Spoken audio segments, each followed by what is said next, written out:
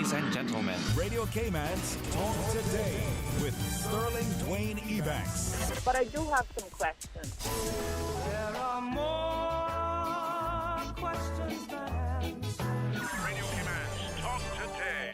If you're ready to talk, we're willing to listen. Well, I really enjoy this program today. Cayman Islands' foremost listeners participation program. May God bless every person.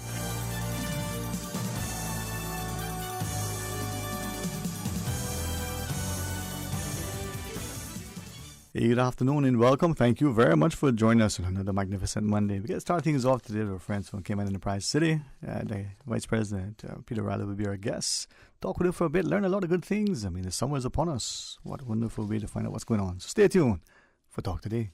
Talk Today is brought to you by Subway, open 24 hours in Countryside, Anderson Square in Georgetown, and Centennial Towers in West Bay. And by the Ministry of District Administration, Tourism and Transport. Explore your history, explore your land, explore your sister islands. MedLab in Smith Road Plaza, your complete medical laboratory solution. Call 949-7331. And Savannah Pharmacy in Countryside Shopping Village, convenient opening hours including Sundays and holidays.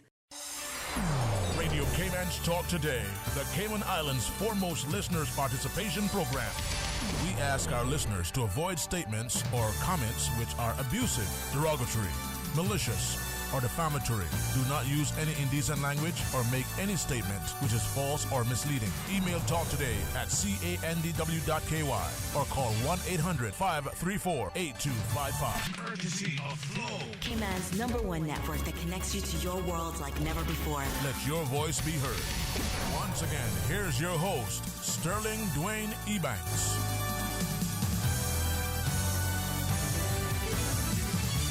Hey, good afternoon, welcome back, and thanks for joining us. And if you have a question or comment you want, something that you need to clarify, well, give us a shout always. We're going to have some open line in a bit, as my schedule looks like it's going to be one of those days where Monday, but I wanted to know that Peter Riley would join us. I have a perspective of what Cayman Enterprise City is and what it will be. And then I get a chance on a very regular basis to talk to you, Charlie. Sometimes, Cindy O'Hara graces us with our great presence. And to figure out, increasing the vision. I think Ms. Marla Dukaran, if I say that correctly, as a noted economist, shows us the financial impact. But there's also a societal aspect to it that I think we're missing. And I said to someone just earlier, so that you appreciate the context. You have a young child, and the interest that this child has from very early would normally take that child, if they continue on that path, to faraway lands, not just to work, but to eventually live and make a home away from Cayman, be that as it may. But then I said, if you look at what Enterprise City, and it was just at that point in time, I didn't even think, have the discussion coming up shortly. The more and more legs to our economy that we have, the more and more opportunities within established businesses, so that those people with interests that are a bit, in her case, a little bit particular. Not everybody's going to be astrophysicists and work in Cayman, but we can see more and more, whether it's the sciences or other parts. You can be based there, and your global audience is at your beck and call, because of the presence there. And I think this is what Enterprise City is offering in many sides. Oh, absolutely. Well, the way we see it is like Cayman Enterprise City is a community of industry experts and people who are CEOs and champions in their field and technology and all these different areas. And the Enterprise Cayman initiative, the NPO part of Cayman Enterprise City, it's about being part of that wider Cayman community, where we try and be that bridge between the two areas, the special economic zone and the wider community of Cayman. And we want to be a champion for skills and workforce development. We want to give those opportunities to Caymanians. We want to give them those opportunities to find those career opportunities here in Cayman. Give them the skills they need, give them the training they need, give them those workshops, to try and foster those interests. Because when you're a young kid, quite often you don't know what you want to do. But if you get exposure and experience to these things, why not? You might think, okay, I want to pursue down this particular career path, and we try and enable those events, via networking events and opportunities to network and play and try out some of these activities. So I think from over the years, what I've seen you done is that you've allowed us to appreciate that the more and more opportunities that we can introduce our children to, either as parents or as educators, the more that they recognize that they don't have to limit their ambitions, and whether it's deliberate or conscious, sometimes we as parents will think, well, my child pursues this is a career. I won't see the child. The child's going to be, living elsewhere. And for some people, that's great.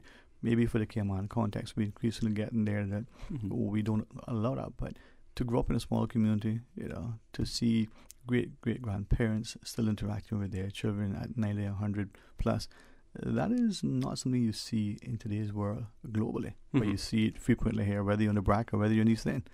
So kudos in a sense to what you're trying to achieve, Yeah, well, we're absolutely, like I say, trying to develop that skills and community in Cayman for people who have an interest in a certain area. We'll try and provide what they need to help develop themselves here so they can develop themselves in Cayman, and maybe Cayman can be the place, for those particular careers and technologies. And this is where I like your partnership with UCCI. You have an annual STEM camp, and I think for more of us, that introduction to it. But there are a lot of good sort of summer happenings ongoing. I'm excited for you to share with us, man. Oh, yeah. So we got a large program of workshops this year as we had like previous years. So starting off, we do have the STEM Summer Camp in partnership with UCCI, which is an opportunity to come together with different teachers and lecturers and professionals and get to play with some things in chemistry and science and technology, do some robotics and a few other different things. Lots of things that we hope would inspire an interest in engineering and sciences for young kids. And then ourselves, we've got a series of different workshops catered towards different technologies and interests that we think are relevant to today's marketplaces and opportunities and things that are interest to kids. Everything from game design to 3D printing, renewable energy, boat design. I can go into a bit more detail in some of these workshops, sure. But so the first of the workshops we've got coming up is going to be an online workshop, because one thing we want to try and embrace is making these workshops as accessible for as many people as possible. And we realise, it's not just Grand Cayman. There's the BRAC and there's Little Cayman. We want to get everybody involved. So doing online workshops, such as the 3D printing one, which we're going to be running on the 2nd and 3rd of July, is an opportunity for students to basically explore the creative side. So the way this workshop works is I'll teach the how to design in a simple computer-aided design package, and you can design anything you want. The sky's the limit. I'll teach you the right techniques to create your vision, create your idea, be it a vase, a model, a wee character, a little prop, maybe a little desk model or something, or maybe design a gift for a loved one. And once we design it, I will 3D print that for the student, and a couple of weeks after the workshop, their design will be there for them to pick up. It will be 100% their idea, their inspiration, their innovation, and they basically get to design and make something. Yeah, so this is the 2nd and the 3rd of July. 2nd and 3rd of July, and this workshop is only $25 to sign up to hold your place. And based on previous years, we had such a large intake of students who were interested. I think we had like 50 students in all. There's a good chance we might be running the workshop again if demand proves to be as high as it was previous years. And by being online, you can, sort of work from your own space. Absolutely, yes. Yeah. Or we can provide spaces in our offices for students to come in and they can work if they need a quiet environment. It only lasts a day. They'll design something up and they'll get something. Those 2 days then, just 2 1-day work. 2 1-day workshops, yes. So you sign up for either the workshop on the 2nd or the workshop on the 3rd of July. Right. And from that, what sort of computing power would a person? I mean, could they use the tablet, their cell phone? What would they need in order to? It doesn't have to be that powerful a computer. So, I mean, we'd recommend a laptop just for ease of use, because you kind of find working with a mouse might be a bit easier. But we have had people using tablets for this in this workshop in the past before. But I would recommend like a basic laptop, nothing too fancy. Yeah. I remember way back when, you would sit down to some of these technical sort of spaces. So CAD, for instance, if your computer didn't have a certain level of processing power and RAM and the like, you weren't part of it. Now I guess we throw away more in a gift card than we had in computing power way back when. Huh? Oh, the advancement of the technology is fantastic. And in fact, the software we'll be using will be Tinkercad, which is web-based. So all the brute force computing power is done by a remote computer somewhere else. So all you need to basically do is have a computer that can access the internet, and you can design on the screen and you can make something. Wow. The tools are there for you. And just send it to you to print for. Let me see. I wonder if someone could sign up for me and build me a house, 3D printed house. You've seen those, right? I have seen that. Yeah, no, the technology is there. People are 3D printing homes, and They're even 3D printing in chocolate if you want to do cakes and desserts. That's not this workshop, but sign up for that one, okay? Yeah, 3D print your own sweets. Actually, just sign up on the other end. It's printed, and I'll be the test, the quality control. Absolutely. All right. When you come back from the break, would you share with us some other workshops? Because as you shared, you have a lot of wonderful things coming up. So the 2nd or the 3rd of July, you have a 3D, online printing workshop for. Okay, well, the workshops are designed to be standalone, but at the same time, we want to try and take skills that you learn from one workshop, and they can be applicable to another. So, for example, the next workshop will be at the end of July, and this can be renewable energy. So we're going to get the students to design their own wind turbines, and also have a component of solar energy as well. And this was inspired when I was here in Cayman last year when we had that tropical storm stroke hurricane. I like you put that. Yeah. Depends how you define it. But being a couple of days without power, I thought, well, why don't we have these things that could be available for the students to have at home? They can charge their mobile phone or some other device from a product they design. And again, same as the previous workshops, what they design in the workshop, they can take home with them. All right. And this is the thing when you look at sort of renewable energy. There's solar, there's wind, there are other things, but in the Cayman context, those are two that we should at the very least explore. A small wind turbine could do a lot. You could have it to charge a radio if you want, your phone, keep little things going that are essential in terms of this. For this now, this particular workshop, what will the student need in order to be able to build their little wind turbine? So we provide all the materials and the equipment. So for this particular workshop, they would just basically attend for 2 days, and they will design their workshops, the different wind blades to catch the wind, work out the most efficient design to capture it. We're hoping to hire one of those big-ass fans to create our own little wind turbine or wind tunnel to test it all in. And they will power a little generator, and it will power a little light, and that will also charge a battery that can then be used to charge other devices such as mobile phones. So for the students, all they need to do is just give us their time and their attention.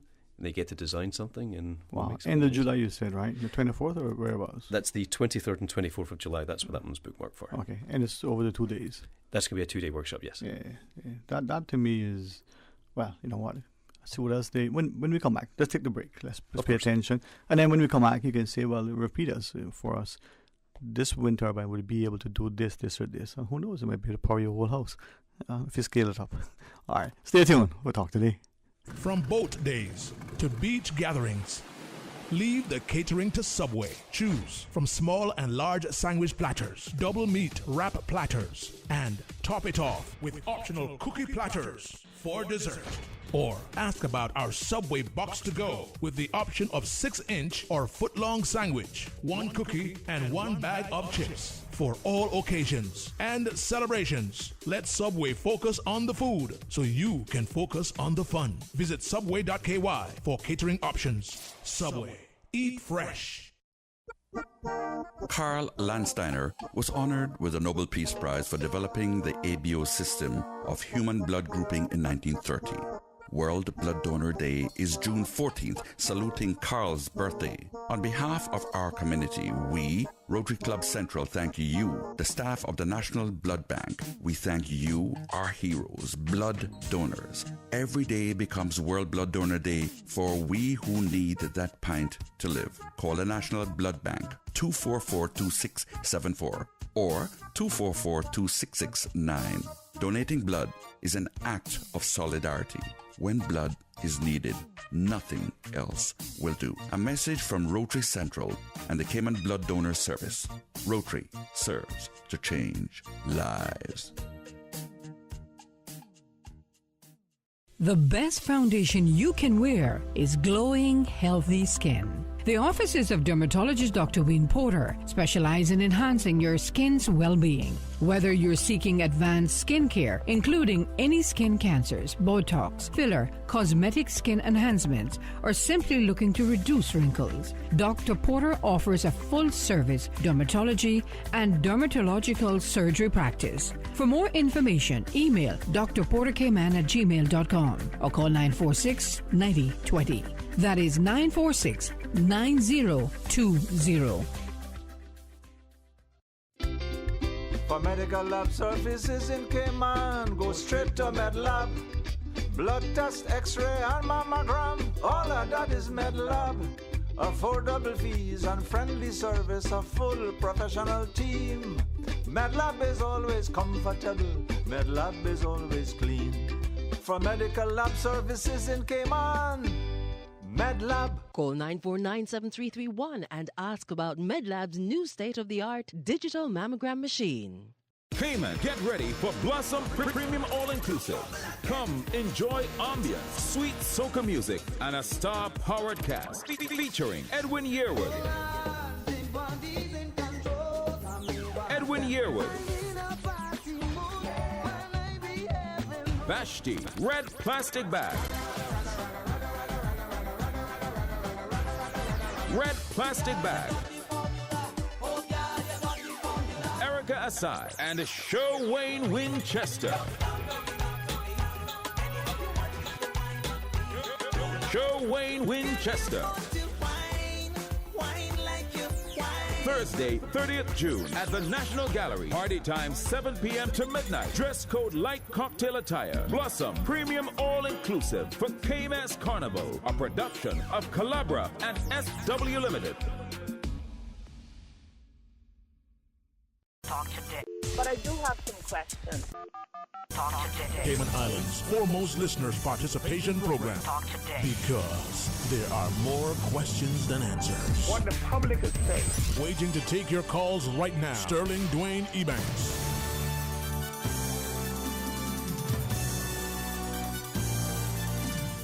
Hey, good afternoon. Welcome back, and thanks for joining us, and thanks to Peter Riley for coming over from Enterprise City. And when you talk about NPO, Enterprise Cayman, being that sort of public education, public spirited part of what should be, a very profitable endeavor, we can see these are dovetail. You provide these opportunities for our students in particular to become introduced and aware, and perhaps very consciously make a decision at some point as to their career choices. They'll find rewarding. Now, we've heard much from politicians in particular about STEM. I think they're probably thinking it was something off our fruit or something, but we see the importance of how it transcends almost all endeavors. So your continued exposure to the engineering, the science, the technology makes our students appreciate how important it is when it comes to their fulfillment. Now, you were sharing. I'm excited about that. Renewable energy. They'll be able to build a little wind turbine. Mm-hmm. Will they be able to power their parents' 50,000 square foot mansion? Will it just be enough to fire up a laptop? Well, that's down to how good the student does in the workshop. The goal of the workshop is to basically provide energy to power and charge a mobile phone. Mm-hmm. And I don't know what kid wouldn't like that if they were without power, say, for a couple of days in the events of a bad storm, and it lets you keep in contact with loved ones and other essential utilities. And it's an opportunity to take, like, for example, the 3D printing workshop in advance and those general skills where you can design anything that your heart desires. So this one here, we've got, here's an actual problem. Here's something we have in Cayman. Let's see, how can we fix it?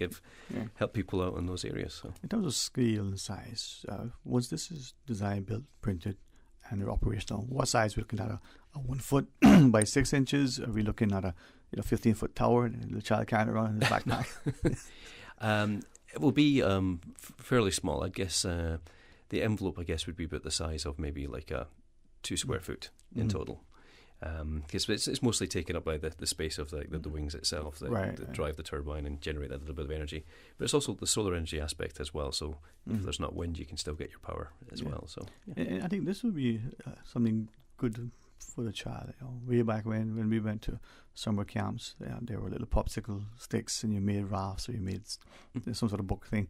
Yeah, you eat a lot of popsicles to get those sticks, man. Yeah, well, we need those skills and experiences, yeah. Because it's not just like the end product, it's the skills you learn on the way. It's like the little team building skills you learn. It's the little bit of science and engineering that you might learn as well. I mean, it won't be too heavy. We want it to be fun and accessible. And accessible being key, we want it to be open to everybody. I should say as well that there is an age limit, actually. So the youngest we'd be looking for would be like 11 years old for the workshop, all the way up to 17, 18. Wow, old.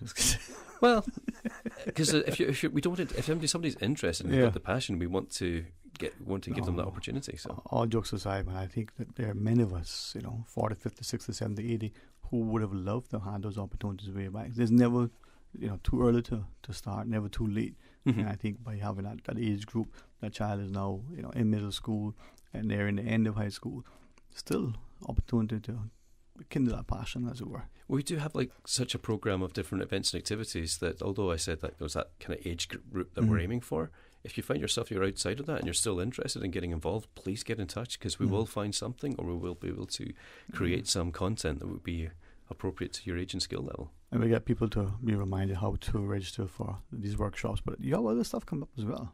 Yes, we got the boat design competition. So this is something going back to my background. I used to design boats for a living, and we're an island community, so why not take advantage of that? This is actually a workshop I ran back in Scotland some time ago, and it's really good fun. You get to design your boat, and you will put it through a series of challenges in a swimming pool somewhere, and see how well it can sail, competing and racing against other boats, and learn a bit about hydrodynamics, learn a bit about some sciencey equations about water displacement and carrying cargo. Yeah. So now that's the end of August, I think that workshop is? Yes, that would be the 27th and 28th of August. Okay, so both days or just one each day? No, that would be a 2-day workshop. All right. I think a lot of times students are going back to school or just started back to school, so perfect time now to sort of get their enthusiasm for the school year. Oh yeah, these things are all on weekends as well, so we're trying to fit around the availability of the students as well. All right, the boat design, I love it. We used to take the coconut husk, sometimes a piece of driftwood, carve it out, stick a sail from a grape leaf and sail it. Yours probably won't be that sophisticated, but tell us about it. Oh, well, to give the example of the one I did before, we basically, the idea was you had to carry an amount of cargo from one end of the pool to the other. So you start off as that as your beginning point, so you work out what's the minimum amount of volume you need to carry that cargo, and then you design a boat hull around that. And then you're trying to get the most streamlined hull form, the most stable hull form, because we're going to be simulating waves. We're also going to be simulating some damage, so see how long it takes your boat to sink and stuff like that.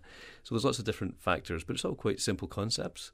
But you can see how different elements of the design and different things can play into each other, and hopefully it'll teach some creative thinking, teach some problem solving. And that aspiring naval architect, this might be just a thing that needs to sort of cement that idea in their minds. Absolutely. Well, you mentioned naval architects. It isn't just for people who may be considering a career in naval architecture. It's anybody who's got an interest in a little bit of science, a little bit of here's a wee engineering problem, here's a bit of a puzzle, how would you solve it? It's it's accessible, it should be fun.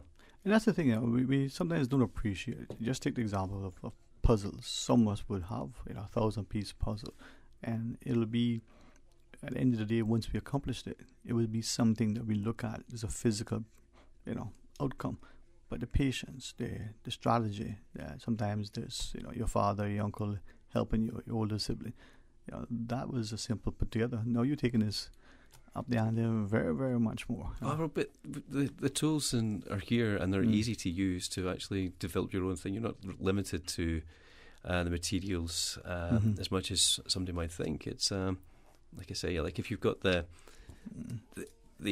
aspiration to try it and do it, then you'll be surprised at what you can accomplish with these workshops. You do this today, and it may not just sort of develop that interest in that particular thing, but it may make you realize that you can do other things, and the skill sets, just like how we see with STEM education, really translates into other things.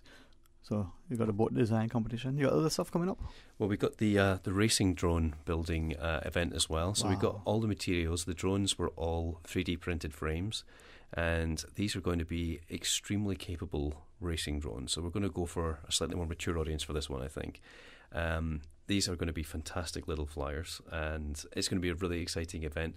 That one is set for the end of September, because there's quite a bit of work we'll want to do. We'll probably want to try and partner with the same people we partnered the previous year when we ran this event, and it's going to be exciting. That's definitely one to watch. All right. Now, what sort of age? You're looking for a little more mature, so I figure you said mature. Me and Paul are probably excluded, but what age are you looking at? Oh, no.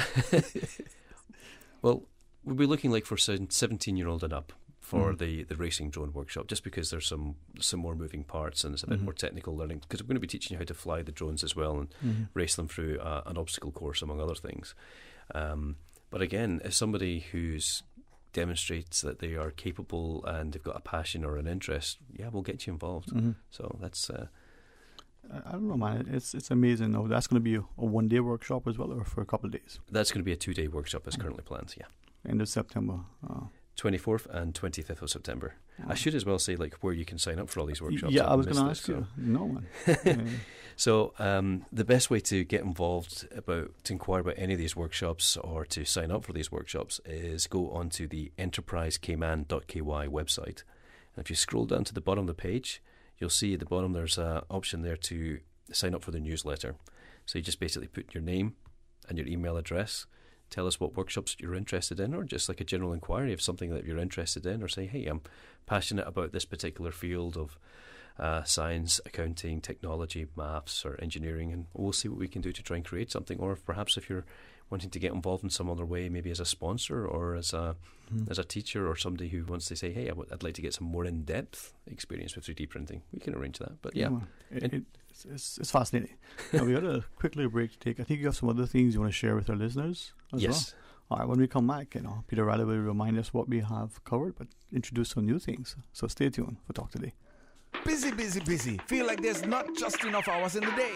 Savannah Pharmacy, service to make your life easier. Now you can WhatsApp your prescription order to 929-5045. And pickup is just around the corner with everything your family needs and convenient opening hours including Sundays and holidays. WhatsApp your prescription order to 929-5045. Savannah Pharmacy, wholesome values with modern conveniences. Subway makes it easy for you to stay on top of your health and wellness goals with our Fresh Fit menu options. Choose from 5 Fresh Fit Subway sandwiches with only 450 calories or less per 6-inch sub. Turkey breast, veggie, oven-roasted chicken, Black Forest ham, sweet onion chicken teriyaki, or make your 6-inch Fresh Fit sub into a salad or wrap prepared with fresh vegetables. For a full menu and nutritional information, visit subway.ky. Subway, eat fresh. For medical lab services in Cayman, go straight to MedLab. For a full range of medical services, pleasant, clean and comfortable environment, no long lines and affordable fees, visit MedLab at the Smith Road Plaza. Open Monday to Friday, 8:30 a.m. to 5 p.m. and half day on Saturdays. Call 949-7331 to make your appointment. For medical lab services in Cayman, MedLab. Ask our professional team about the benefits of cutting-edge technology with MedLab's new state-of-the-art digital mammogram machine. Ransomware, DDoS, malware, phishing. If you don't know what those mean, you're not alone. But if you aren't protected against those cybersecurity attacks, then your business is at risk. Don't leave your data or your business vulnerable. Get Digicel Business Protect. Simpler, smarter cybersecurity. Visit our website, www.digicelbusiness.com to request a callback or call us now on 623-2499. Workforce Opportunities and Residency Cayman are reminding customers that applications must be completed in full or they will not be accepted. In efforts to improve customer service and processing time, only fully completed applications will be accepted. Customers are responsible for providing the required information for the application to be processed and are encouraged to review the application checklist before submission. For guidance, visit www.worc.ky. Talk today. But I do have some questions. Talk today. Cayman Islands' foremost listeners' participation program. Talk today. Because there are more questions than answers. What the public is saying. Waging to take your calls right now. Sterling Dwayne Ebanks.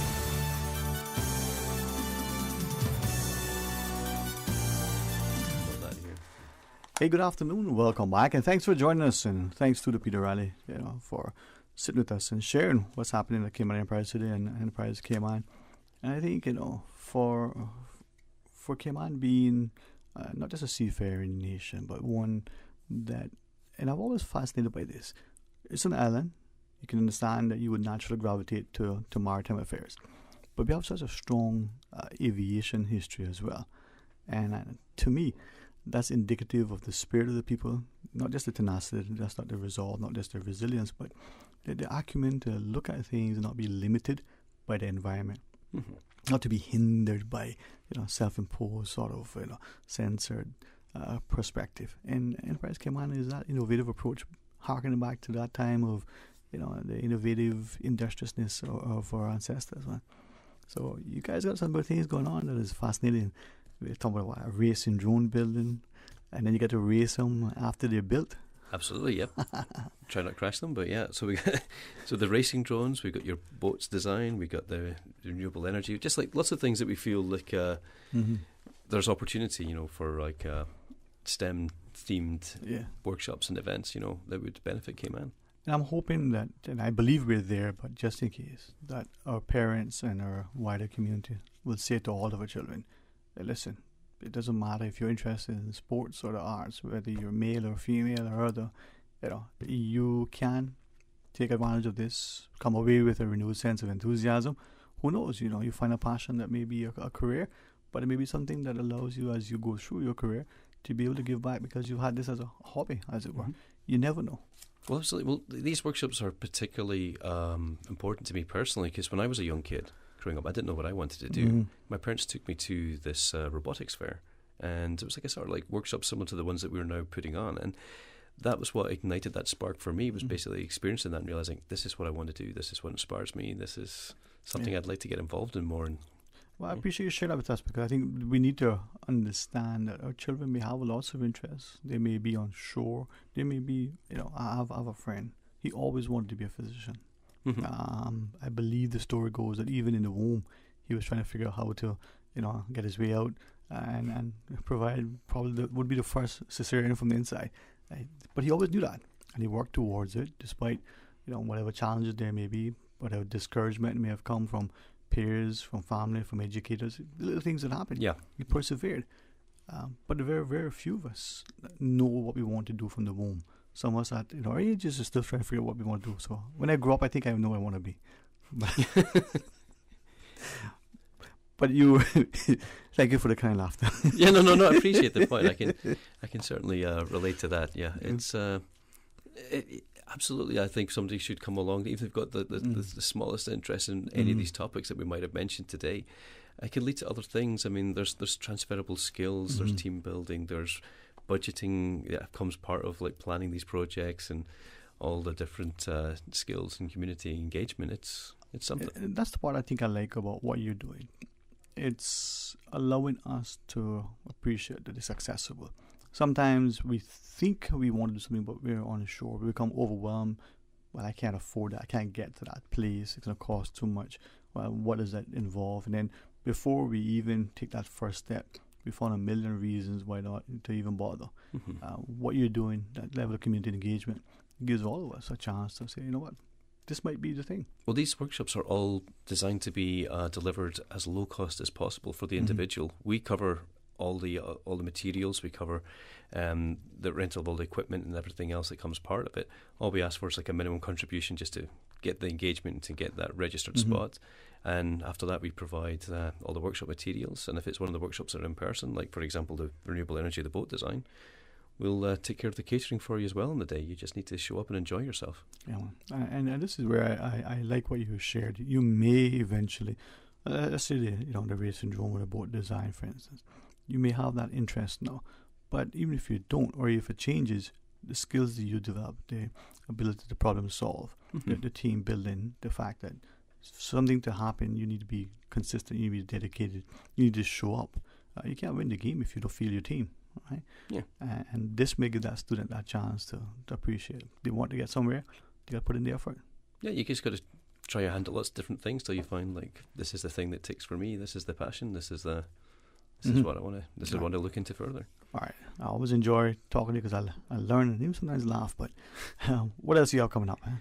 Okay, so we also have a networking event on the 27th of June, and this is an opportunity for anybody out there who is looking for careers advancement. It could be an internship or to perhaps future employment. We're having a networking event the 27th of June. It's going to be held at the National Gallery. The 27th of June? The 27th of June, so quite Monday soon. Evening? Yeah. Oh, sorry, July. Beg your pardon. July. Okay.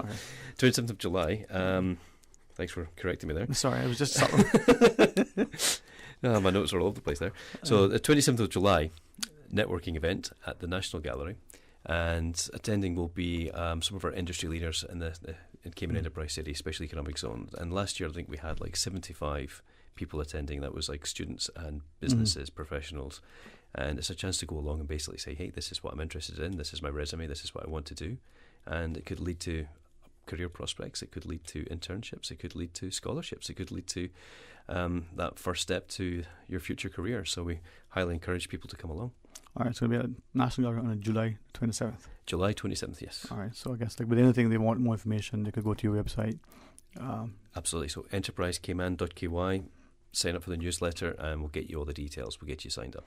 And as you shared, you're not just here on Grand Cayman, but you either through the online workshops and you also do things on the BRAC as well to make sure that all 3 islands are included as best as possible. Well, the online workshops are a foray into that. We weren't able to deliver as much content to the BRAC and Little Cayman last year. So this year we're going to try and create some more online events so that people don't get left out. And if schedule allows, we'll try and get out to the BRAC and Little Cayman as well in person and try and deliver a workshop in person as well. Yeah. I think you have a receptive audience, but I guess just logistics was also, population and demographics sometimes can create a challenge. But the fact that you're inclusive, it makes it. And the online aspect gives that first introduction. So I think people just need to avail themselves, man. Yeah, absolutely. All right, I'm excited, man. It makes you, for one part of, despite all that the world is facing, I think this is the aspect that you would like to be a student again, in your early teens, and to capitalize on these things. Never too late. Yeah, absolutely. It's take advantage of it. And I think this is hopeful as parents and as the summer is upon us. Our children may have had a taxing time these last couple of years. Many are now sitting their exams and they're doing their study period or however they're doing. But as the summer sort of falls on them, don't let it just be about work or making a job for summer experience. Take advantage of some of these workshops. It's an investment in who they are. Who knows the friendships they'll make? Who knows the potential business contacts for future collaborative efforts? You just never know. Absolutely, yeah. Well, I tell you, man, maybe I can take the day off one of these days and come and observe from a distance and take part of the catering.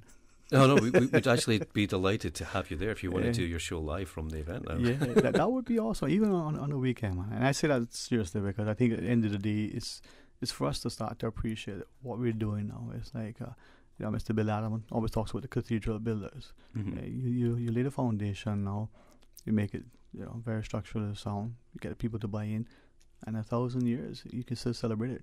It's not just something that happens in a vacuum, nor in an hour. This is not one of those online TV shows where it's in and out. You want to be consistent, right? Absolutely. All right.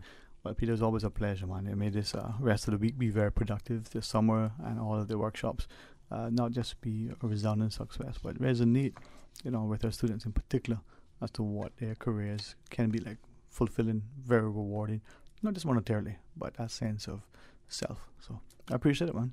And yourself. Thank you very much for having us on. All right. So Enterprise Cayman, check them out. As a parent in particular, look at a number of these workshops, and for a small investment, I think the child will come away with, untold benefits. So when we come back from our break, I think we'll have some open line for the show. Maybe Akal will join us with his intellect and share his thoughts. I'll see if I can influence that. Stay tuned for Talk Today. Did you know that in the event of a hurricane, water designated for the purposes of drinking, cooking, and bathing must be disinfected before use? Water may be disinfected either by boiling or through the use of chlorine bleach. To disinfect through boiling, simply leave the water on the fire for 1 minute after it begins to boil. To disinfect with bleach, add 3 ounces of chlorine bleach to every 1,000 gallons of water. If you are not able to smell the bleach in the water after 30 minutes, then add half of the amount of bleach that was added during the initial application. Recheck the water after 15 minutes to ensure that there is a residual bleach smell. A residual bleach smell is an indicator that the water has been properly disinfected. For more post-hurricane safety tips, visit DEH website at deh.gov.ky. Follow Radio Cayman on Twitter. All the latest information, breaking news, community events, and more. Follow us at twitter.com/Radio Cayman. Today's biggest news. Radio Cayman. Your voice, your choice. Local, regional, international. This is headlines from Radio Cayman's newsroom. Today's biggest news. With your latest headlines, I'm Felicia Rankin-Solins.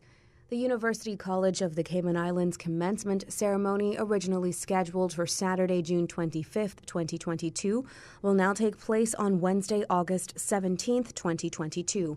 This will be a double celebration for both commencement and convocation. More detailed information about the event will follow closer to the date. In international news, Ukrainian President Volodymyr Zelensky has called Africa a hostage of Russia's war during an address to the African Union on Monday.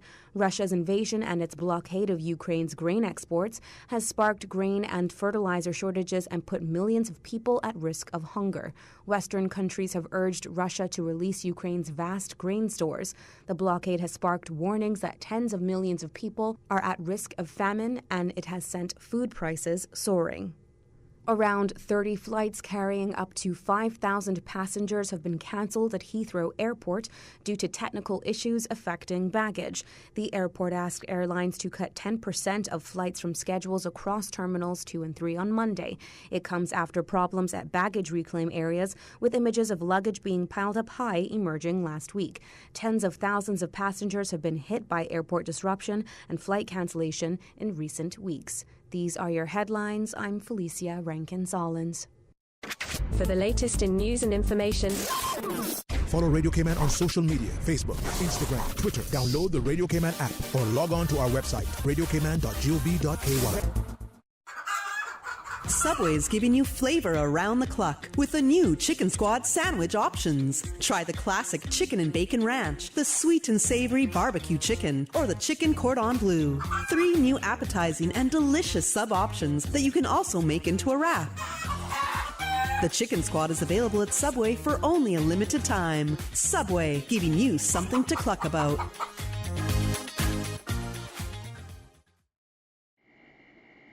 The hurricane season is here.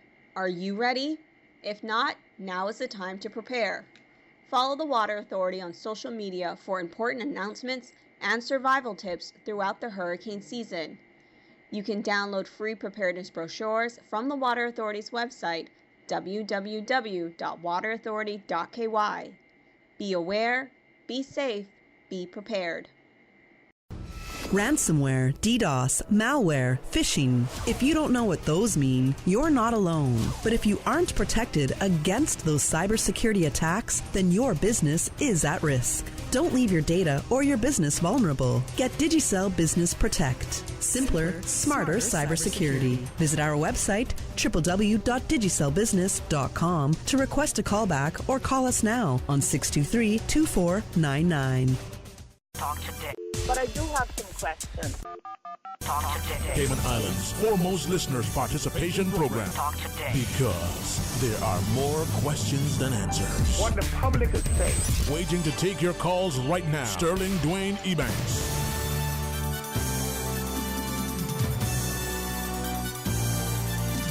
Hey, good afternoon. Welcome back, and thank you very much for joining us. It's going to be open line here for the remainder of the program. And if you want, share your thoughts with us, 949-8037, or toll free with the compliments of Flow. As you go to the phones, good afternoon, welcome, thanks for calling. Good afternoon, Dwayne. Hey, good to hear from you, man. You're not going to believe this, but you've been on my mind. I was wondering what happened to you, man. How is it going? I know. Dwayne, quickly, I want to talk about these bus drivers going to Northside, East End. Okay, share with us, man. Since this gas price has gone up, there's more problem the bus system. This company, United, it seems the owner told he have about 3 bus running East End, should pass from Frank Sound, go to East End. It seems this company, United, the running buses, don't want run any bus to Northside or East End. The second company is named Temple. Also, we never see those buses from many months now coming to Frank Sound or Northside at all, or passing from Northside going East End. They should pass Northside, Queens Highway going East End. We never see them from many months. And I can tell you that I put a camera in the road, recording all day from morning until I never see this bus pass for many months. I can approve this by sending these videos to the public transport board.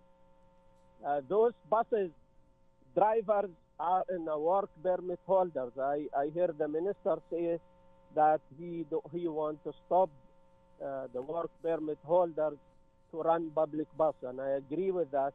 And I hear that he wants to bring some big buses to run some inside Cayman. The minister trying to speak about, but we don't want speaking. We want immediate solution, because people are struggling in North Side. People are struggling in East End, especially Frankstown people, from the gas station, North Side gas station, to the junction of East End and North Side.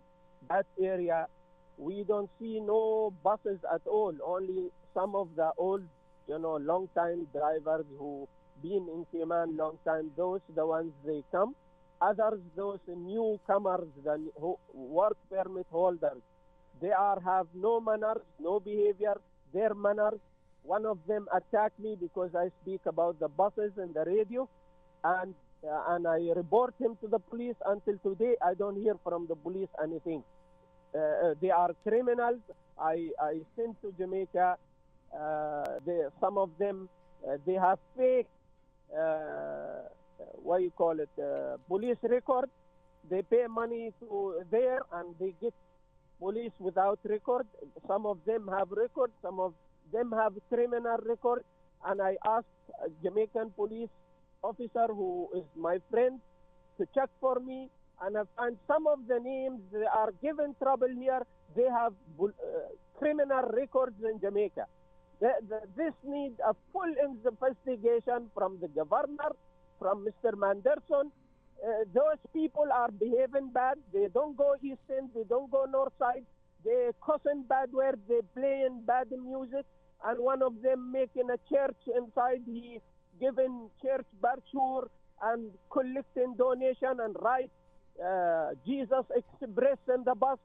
What is that? If this is a church or a public bus, what is going on in the public system, public transport system? Those people have no manners and no behavior.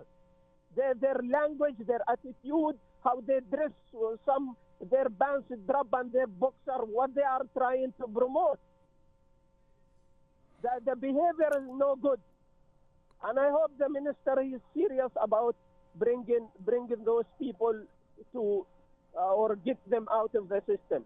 Thank you, Dwayne, and you have a good day. All right, thank you as well, man. Enjoy your day. And perhaps someone may want to contend with what he says. They may want to counter.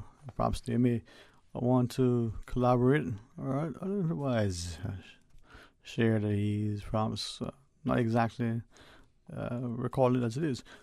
But nonetheless, as he was sharing, I was looking at a comment from one of our listeners that talked about just laws and practices and the need for greater enforcement. And when the caller referenced installing a camera, the person sent through another message and asked, well, we have in our cars, for different reasons, these dashboard cameras. We have cameras publicly. Is there a way, given that, as we're told, with license plates now increasingly, not only can they be read and a lot of data be sent back to the requisite authorities, that there should be for license, buses and the like, to ensure that they are following their route. And the person comment comes down to, as the person shares, enforcement. If the people who do the things to offend or somehow, take license, I think was the word in brackets, probably not intended to be a pun, perhaps it might have been, knowing that there will be little or no enforcement, little or no consequence, then how do we get to a space where the cultural ethos, as I responded to the person, that we don't need authorities to enforce, that it is one where we as a society enforce it because it's the thing that we want and expect. Take, for instance, you live in a place where you expect public transport to be on time. And I say this from an example of many who either are from, live, work, or travel extensively in certain parts of Europe, Switzerland in particular. And the train is expected to leave, and if it's even seconds late, you would see that the people are not necessarily pleased with that. Now, that's a sense of people who have, a value for time, who are punctual, who appreciate, the importance of respecting others' time. So, is that what we should be doing? A place where we understand that there's a shared public ethos. Take littering, for instance. Now, we would probably say that in some societies, there have been many public examples where people unknowingly, perhaps disrespecting the laws and the society, perhaps just, very nonchalant when it comes to it. They've been subject to serious sanction because they offended the litter laws of that particular jurisdiction. Again, maybe if we have something similar when it comes to a shared value to timeliness, to the way we approach and respect each other, our time, our property, the environment. If you are, to the caller's point as an example, operating a particular bus route, supposed to drive along this, perhaps you will do it. There have been many individuals who have shared over the years that they're concerned that the public is not being served adequately. Drivers themselves have felt that there's an unfair level of competition because there are particular known drivers or the expected behavior of some that they'll go to a certain point and no further, and then they'll quickly turn and go back because the probability of getting additional fares, beyond that point, are much lower than it is if they return and picked up a fare. Now, that comes back to where we are. And I say that to reference the third point of this individual's comments and the announcement, as it were. I'm going to read verbatim from what the person shared. That the Honorable Tourism Minister indicated on Friday, last Wednesday, that the government would consider investing $30 million in a public transport system. Now, with that in mind, not an insignificant amount of money, not something that we are not cognizant that is needed. But again, whether it's $1 or $100 million, do we need to have a much more exhaustive approach and analysis, one that considers the potential impact and one that would create the intended outcome that we want, to move a larger number of people in a short, safe, efficient span of time, to be able to get less and less traffic on the roads and congestion, and perhaps to ensure that the environmental concerns from the emissions of our vehicles and the like could be as reduced as much as possible. Well, what is your thought? 8949-8037, 1-800-534-8255, or you can WhatsApp 925-3261 and share your thoughts with us. Now, I must share that a number of individuals following the Honorable Opposition Leader's comments recently, and for some, they may have seen the announcement again concerning the growing cost of living issues facing many. Perhaps, as someone shared, is this a time where the government looks at its actions and proposes, as this person says, the establishment of a unit to look at how the costs are increasing, how we are increasingly vulnerable to the international sort of community's approach. Now, I'm hesitant to read what this individual shared only because I think, as I read it just during the break, it does resonate with some, but it is highly inflammatory in terms of the political slant. And as I looked at what was shared and responded to the individual, I'm hoping that a person would reply. And it's concerning that we would impose, as I am in this instance, a sense of edict, not to discourage public debate, not to discourage the democratic approach to people having a right to speak, but perhaps to endeavor to being a little bit more inclusive and considerate of the particular circumstance. But with that as a me, what is your thought relative to what we're facing now? On Saturday, many of us were out and about shopping, and we saw, as we've been seeing almost on a weekly basis, not just limited supply of certain things, perhaps increased costs, and concern for what lies ahead, and wondering to what extent this is going to impact us, not just next month and next year, but perhaps in a few years' time. Is there something that we can and should be doing about it?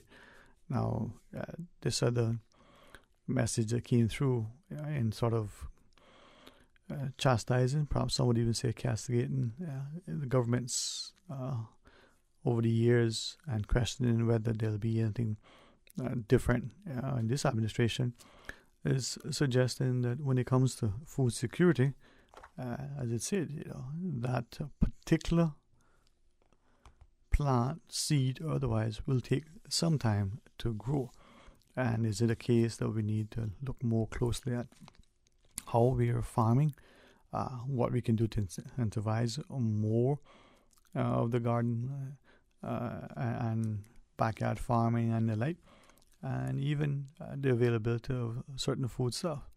Now, to this individual's comments, I think the objective is to spur within our people a renewed sense of industriousness, a sense of independence. And from what this person shared, they said if government is spending $30 million on public transport, can they perhaps spend a corresponding amount on farming, or perhaps reduce that sum and put more into farming? Now, we each have our particular agendas. What is yours? 8949-8037, 1-800-534-8255. Let's pause and take a short break, and when we come back, more Talk Today. A caring and community spirit, cherished family and cultural values. These are some of the things that still embodies the Caymanian way of life in the Eastern Districts today. Savannah Pharmacy, your neighborhood pharmacy, located in Countryside Shopping Village, is delighted to offer products and services of real value. Whether it's catering to your family's medical needs or carrying apparel, gifts, and beauty products, Savannah Pharmacy provides you with more than just prescriptions. Remember, they're always just around the corner with everything your family needs and convenient opening hours, including Sundays and holidays. Savannah Pharmacy. For more information, call 946-3336. The new Self-Help Foundation presents Gratitude, the 21st Annual Talent Exposition of the Arts, Sunday, June 26th at the Harkwell Theater. Gratitude. Proudly sponsored by Walkers, NCB Group, CUC, Logic, Mitsubishi, Cayman National Bank, Macross, Caymanian Times, A.L. Thompson's, Rainbow Realty, Brown's Esso, Mike's Esso, Delward's Esso, Thompson Shipping, Breezy Productions, Cellular World, Dr. Steve Tomlinson, and Radio Cayman. Prepaid tickets available from Funky Tangs and Winner Circle Sports. Tickets are $15 or $20 at the gate. If you care about your car's performance and fuel economy, you must fill up at Jose's Escape with the new Pier 93. Experts know that the higher the octane rating, the better your engine will perform. Pier 93 is the highest octane fuel available in Cayman. Protect your car against pre-ignition and engine knocks. Top up your tank now with Pier 93 at Jose's Rubis and enter to win an awesome track bike. But there's more. Jose's offers 2 lateral flow test kits for only $10. The best KN95 masks, 2 for $5, and 10 stylish black surgical masks are only $5. Share the love. Purchase Reflections gift certificates and enter to win the amazing Trek bike. Remember to discard all fresh fruits and vegetables, meats, all foods in canisters, dented, leaking or rusting cans after they have come in contact with floodwater. Also discard foods that are stored in cardboard boxes, paper foil, cellophane, and cloth, as well as those in open containers and packages. For more post-hurricane food safety tips, visit DEH website at deh.gov.ky. Talk today. But I do have some questions. Talk today. Cayman Islands' foremost listeners participation program. Talk today. Because there are more questions than answers. What the public is saying. Waiting to take your calls right now. Sterling Dwayne Ebanks.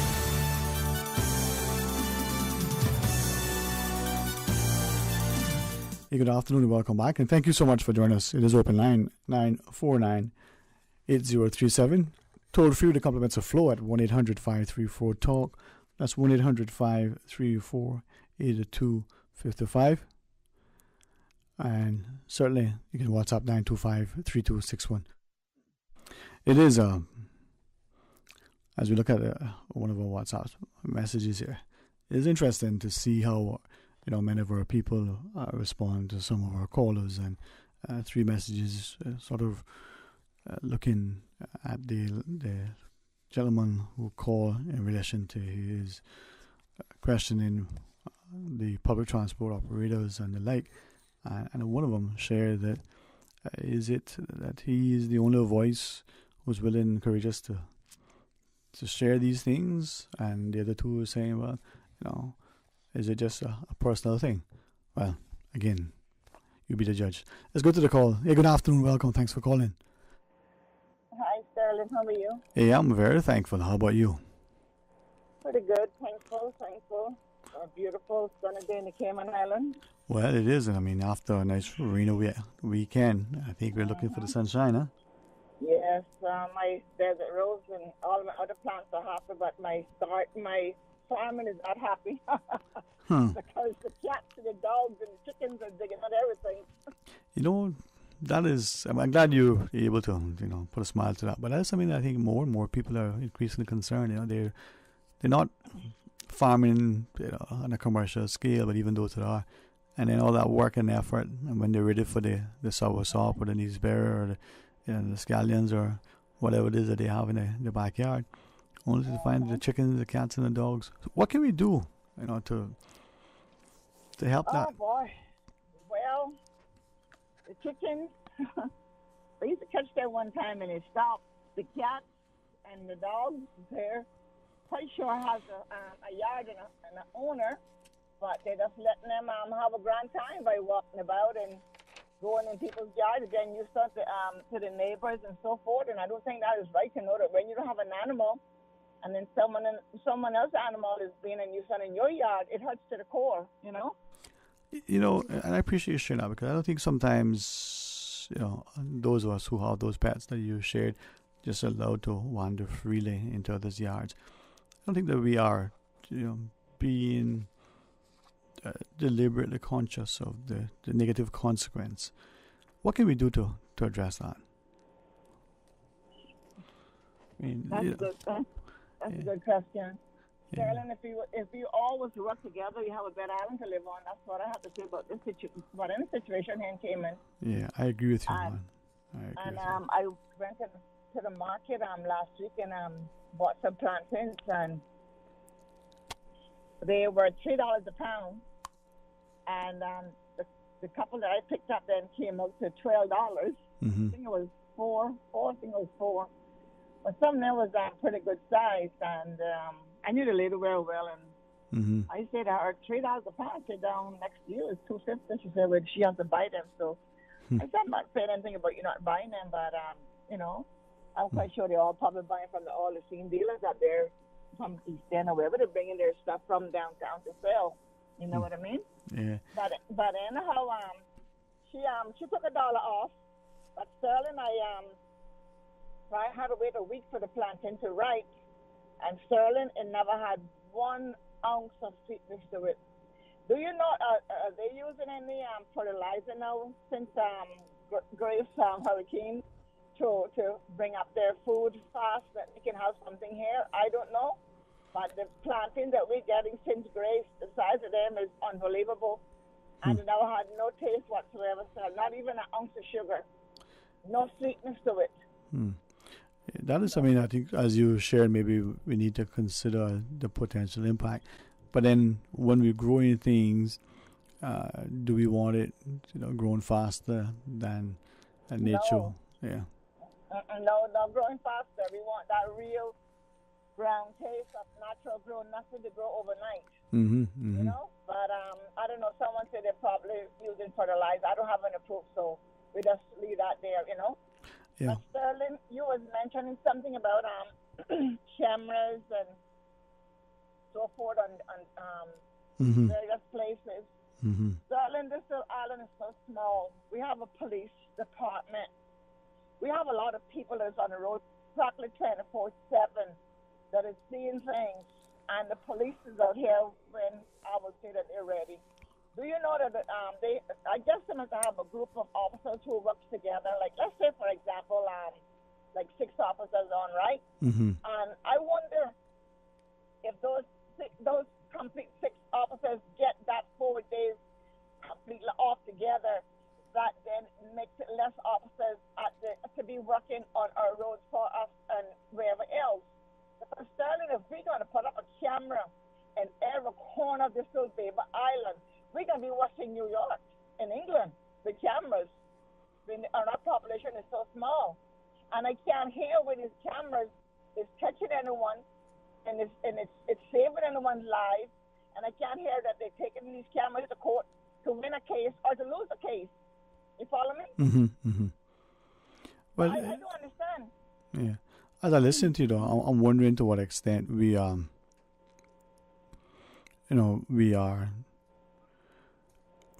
increasingly conscious that the more policing, for want of a better word, whether it's private security or otherwise, the more we may either A, subject ourselves to a police state, or B, abdicate our own civil, societal, and personal responsibilities to advocate our own to a degree. Yeah. It would be nice to know that it's a rare occasion where you need policing. I mean, that would be a semblance of a healthy society where people, as you said, they got along, they were civil, they abided by a particular code that indicated a very mature, healthy society. But something as some would say as simple as you shared relative to dogs, coming into your yard, that is not an insignificant thing. The person that has that dog, if it's not the village dog, that dog should be properly monitored and ensuring that it's not a nuisance to someone else's yards. Exactly. But Sterling, I don't know what's going to happen. I don't have no crystal ball in front of me. But we need to be our own watchman for this island, because it's bringing on more officers. I don't see where it's solving the problem. We need to stick with our rules and regulations for this island and penalize the individuals who need to be penalized for whatever crime they may have committed or whatever they have done. We are letting go too much. Our population is growing rapidly, and we do not have the what do we call it now? The backup, the support to work with the population we have here. It's like everybody doing their own thing to a degree, But if that is happening, I mean, what do we do about that? Because if you're thinking, as you shared, the infrastructure can't cope with the strains of the increased population, if the increase in population and the demands and the comings and goings just makes it difficult. They need to cut back on the population. They need to cut back on these the majority of these cars that we have on the road. We need to stop making every time they can hire it, bring in their own car dealing on this island. We got Watt Motors. We got Foster's and all of those couple other dealers here in the island. Now everybody's coming in having a car dealer situation on this island. The island is too small for it. We need something. We need to put a grip on certain things on this island because it's over being run by who can do the most without getting caught. Mm-hmm. We issuing license here and there. We got the bars flooding the island. We got the bars and the launch disturbing the neighbors on the island. And there's like nothing can be done because you have a license, you can come and disturb me in my peace. Oh no, I don't think so. As long as my eyes are open. But this is where I think you constantly remind us of the importance to being vigilant, but also being very vocal. And I appreciate that. You'll get us to a place where we find from you courage as well. Thanks very much. Anything else you want to share with us? No, I'll hold for now, and you take care and have a great one. Let me see how you're going to hit me again before you go up at 2:30. I hope so. All right, you take care. Thanks so much, all right? Bye-bye. Bye-bye. All right, let's take one more call. Hey, welcome. Good afternoon. Thanks for calling. Hey, good afternoon, Sterling. Hey, good to hear from you, man. How's everything? Yeah, things good on the back, man. Everything's beautiful. Just waiting for the weather give us some more rain, but thanking God for everything. How you doing today? Good, man. Good. We had a deluge over the weekend. I mean, rain. And you had none? Is that what you're telling us? No. We had some good rain, man, but you see the weather kind of shifting more down towards Swan Island area. That is southwest of us, so leaving us with a little sunlight today, but we'll get more later. Yeah, I do, man. Maybe send off a couple of catboats, fill them up with some water when it rains Swan Island and bring them back, huh? Yeah, because I was hoping that rain had keep falling a little more, keep me cool off, because some of the things that I see around this Caymanback Island, yeah, it just drives me insane, man. I mean, I listened to that later today. I can understand her frustration with the way that things running around here. That's why I called him about this afternoon. We have this system that people come around here in billing, especially on the Bay side. And I've been talking about it before, mentioning it before. I even asked the question to Minister Hugh the last time he was on the talk show about this right that we have walking on the Bay, which government I asked this morning, and I was saying that government allocated the 10-foot water mark, and I am understanding that it's up to 16 to 20 feet from the high water mark that you are eligible to walk freely. With these foreigners owning their properties on the Bay side, and I am living here in my quiet little corner that I've been here from 1990, and when you gotta be disturbed by nuisance, as we have, I call her a nuisance. There's an American woman that lives just east of me, and the whole island know, what they're going through with this woman. It's a little pathway that leads out to the Bay that she purchased a home there that was destroyed after Hurricane Paloma. Paloma took the whole house straight from the upstairs, straight to the foundation. They rebuilt the home, she bought it.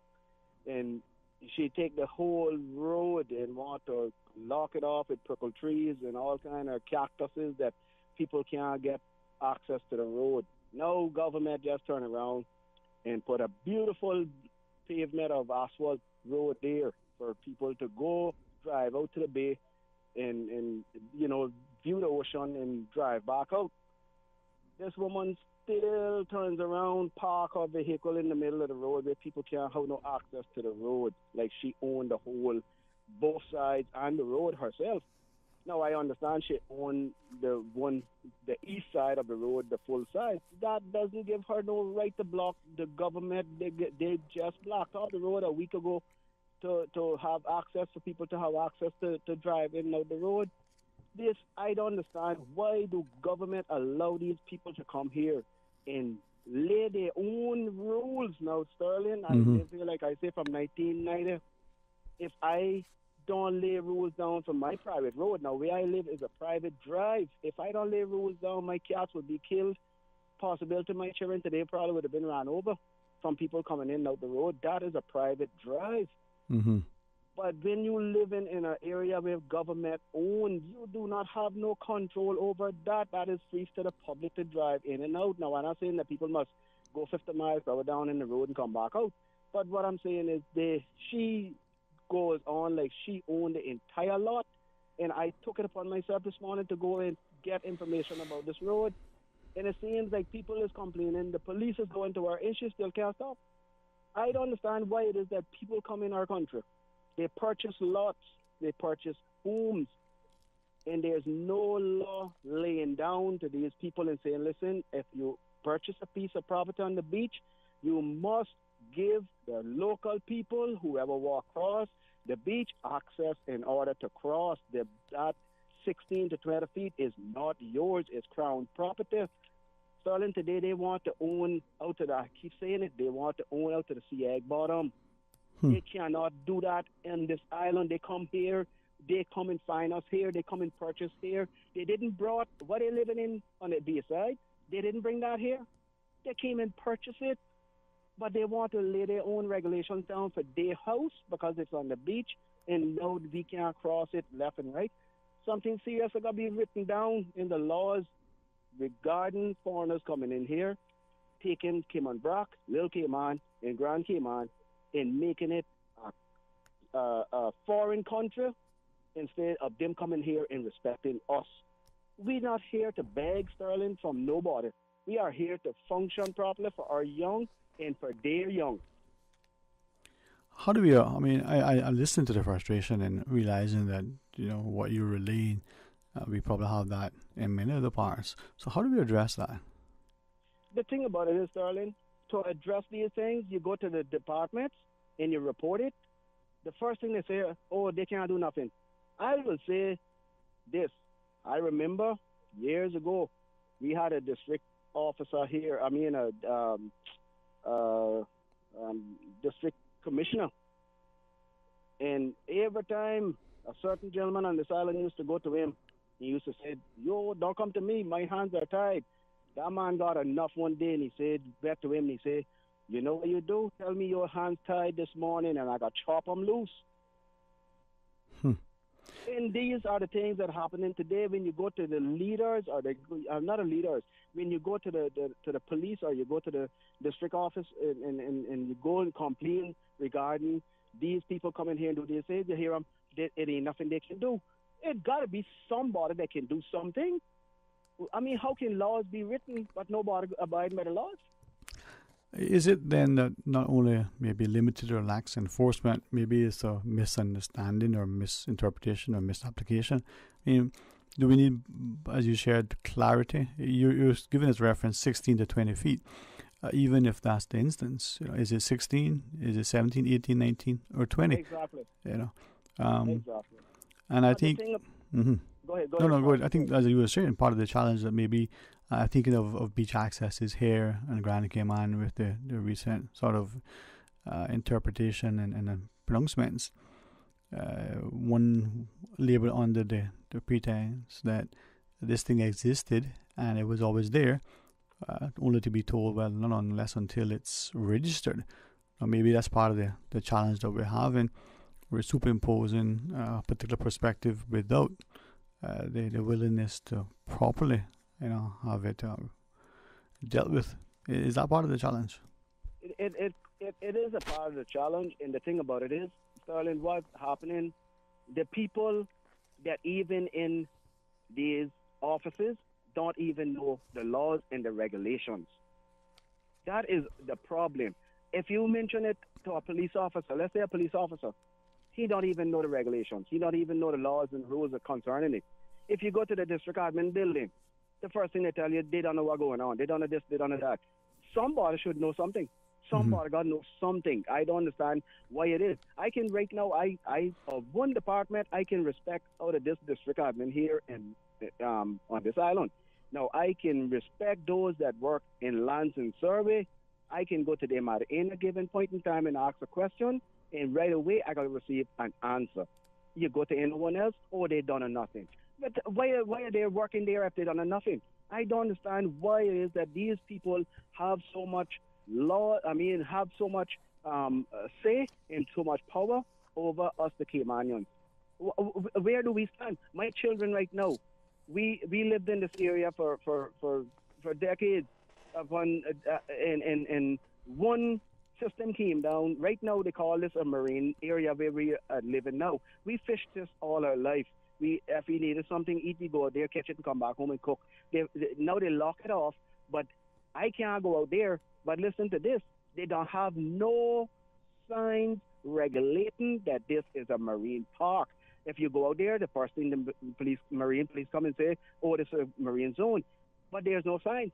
The first thing they say, oh, go on your computer and look. Excuse me, I am out on the bay fishing. Am I going to look on the computer? I mean, it's something serious that needs to be jotted down to remind these people, listen, you come to the country, respect the locals. Respect the locals. But there can't be nothing because they give them too much rights. And now we are the aliens in our own country. Because when we drive on the road, Sterling, they look at us like, what are you doing driving on the street? I don't get it. Why do these people come here and look down on us? Somebody seriously need to take stock, and when they have them LA meetings, they need to listen to the people crying out in this country and seriously tell these foreigners coming here, listen, if you don't respect our people, please return to your country. As simple as that, because if I go a room, I got to do what the Romans do. Where they come from, I can't go Atlanta, Georgia, and push myself around. I'll be shot in an instant. I don't get it, Sterling. I don't get it. Why the government not protect the Cayman people? I don't understand. You know, as I listen to you, I think it's increasingly more and more a growing concern that we need to have a greater sense of education and information relative to not just the ethos and expectation, but perhaps what it is that we need to avoid to ensure that we don't become that divided society. And we are still able to resolve our differences, but I think from what you're sharing, it's becoming maybe increasingly tumultuous. Well, Sterling, just before you go, my last comment I want to make, there's nobody can tell no foreigners that come here that Caymanians ain't willing to work with them. The whole point about it is the foreigners don't want to work with the Caymanians. That is the difference. Yeah, well, you make a point that we need to sort of look at what's transpiring and figure out how we can rectify it before it becomes untenable. Hey, thanks very much for sharing your thoughts, man. You too, sir. Have a good day. You too, man. Enjoy the afternoon. All right. We'll take a quick break, Mr. Fox, and then we'll join our callers. Please stay on the line. For medical lab services in Cayman, go straight to MedLab. For a full range of medical services, pleasant, clean and comfortable environment, no long lines and affordable fees, visit MedLab at the Smith Road Plaza. Open Monday to Friday, 8:30 a.m. to 5 p.m. and half day on Saturdays. Call 949-7331 to make your appointment. For medical lab services in Cayman, MedLab. Ask our professional team about the benefits of cutting-edge technology with MedLab's new state-of-the-art digital mammogram machine. I've got some beautiful clothes. I know just where they go. Puritan Cleaners. Puritan Cleaners, now using the most popular and eco-friendly cleaning solvents. 2 convenient locations to serve you: Savannah Countryside and Eastern Avenue, Georgetown. Drive-through, rain or shine, free pickup and delivery services available. Call Puritan Cleaners, 949-7104. Also ask about our in-house discounts. Puritan Cleaners, you feel good when you look good. Karl Landsteiner was honored with the Nobel Peace Prize for developing the ABO system of human blood grouping in 1930. World Blood Donor Day is June 14th, saluting Karl's birthday. On behalf of our community, we, Rotary Club Central, thank you, the staff of the National Blood Bank. We thank you, our heroes, blood donors. Every day becomes World Blood Donor Day for we who need that pint to live. Call the National Blood Bank, 244-2674 or 244-2669. Donating blood is an act of solidarity. When blood is needed, nothing else will do. A message from Rotary Central and the Cayman Blood Donor Service. Rotary serves to change lives. Busy. Feel like there's not just enough hours in the day. Savannah Pharmacy, service to make your life easier. Now you can WhatsApp your prescription order to 929-5045. And pickup is just around the corner with everything your family needs and convenient opening hours including Sundays and holidays. WhatsApp your prescription order to 929-5045. Savannah Pharmacy, wholesome values with modern conveniences. Your Radio Cayman 6 p.m. news, Monday through Friday, is brought to you by Logic. Your life connected. Talk today. But I do have some questions. Talk today. Cayman Islands' foremost listeners' participation program. Talk today. Because there are more questions than answers. What the public is saying. Waging to take your calls right now. Sterling Dwayne Ebanks.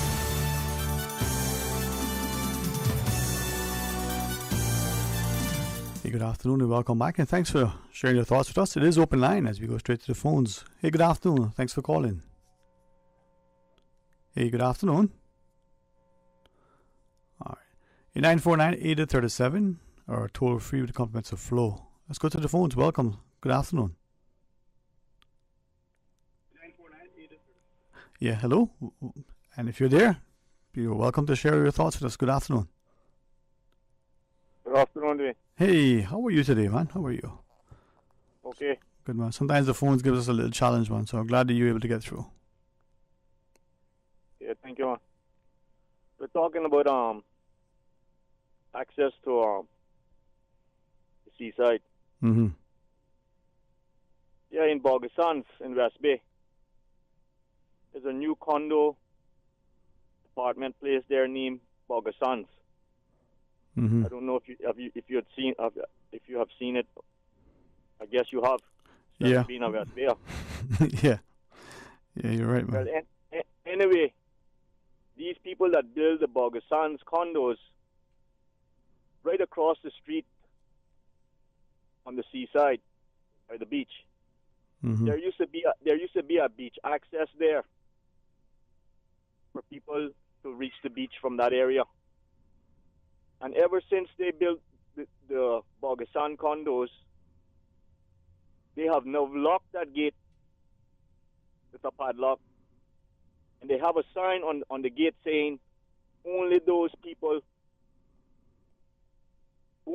residents that live at the Borgesons condos are able to have access to the beach. It's a key. Mm-hmm. And I've mentioned this to politicians, not police. It's the job of the politicians to mention it to the police. Anyway, I've mentioned it to politicians, and that gate is still locked.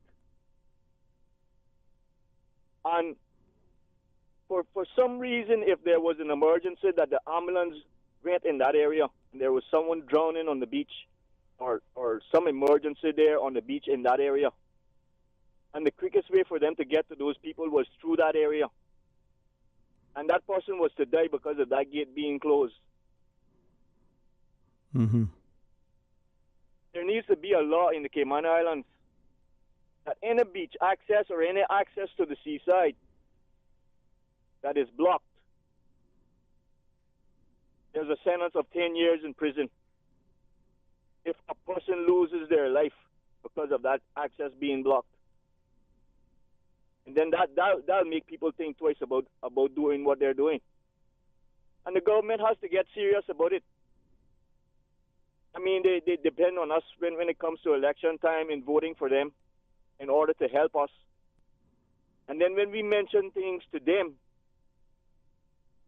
it could be something to save somebody's life. They're not going to do it. For what reason? There's no good reason why. Thank you very much, Dwayne. All right. Hey, thanks very much for sharing that, And as I listen to the caller, invite the rest of you to share a thought with us as well. 949-8037, 1-800-534-8255. Hey, good afternoon. Welcome. Thanks for calling. Yes, good afternoon. You certainly put me through a wait because I called from the time the other gentleman was on from Cayman Brock, and nobody would answer the phone or beep, beep, beep, and I had to turn around. They cut me off, must be, and then I had to turn around, call, and wait for another caller. But anyway, I certainly applaud those last two callers, especially that one from the Brock. He speaks it like it is as far as I'm concerned. And our MPs need to listen and do something for us Caymanians instead of making all of these foreigners come and rich foreigners come here and take away this island and do they damn well please. If we don't put our foot down, they go soon run us off of here. And something needs to be done. When they go campaigning, all you could hear community mix. Country, well, we need to make the country for the Caymanians that live here, born here, live here, nowhere else to go. And I would encourage that gentleman from Cayman Brac to stand for next election and speak up for us. Then, if he gets elected, like he's doing now, because the problem is, you got a lot of them saying things when they campaign and when they get in, it's the complete reverse. Why do you think that is, that they say something and as you said, when they get in, they say something else? Or what do you think causes that? Their memory short and couldn't care less, as far as I'm concerned, in my opinion. And a lot of people keep saying, I don't know why I go vote, because they tell you one thing when they campaign and when they get in, they don't know you no more. You don't even go to them and they completely ignore you.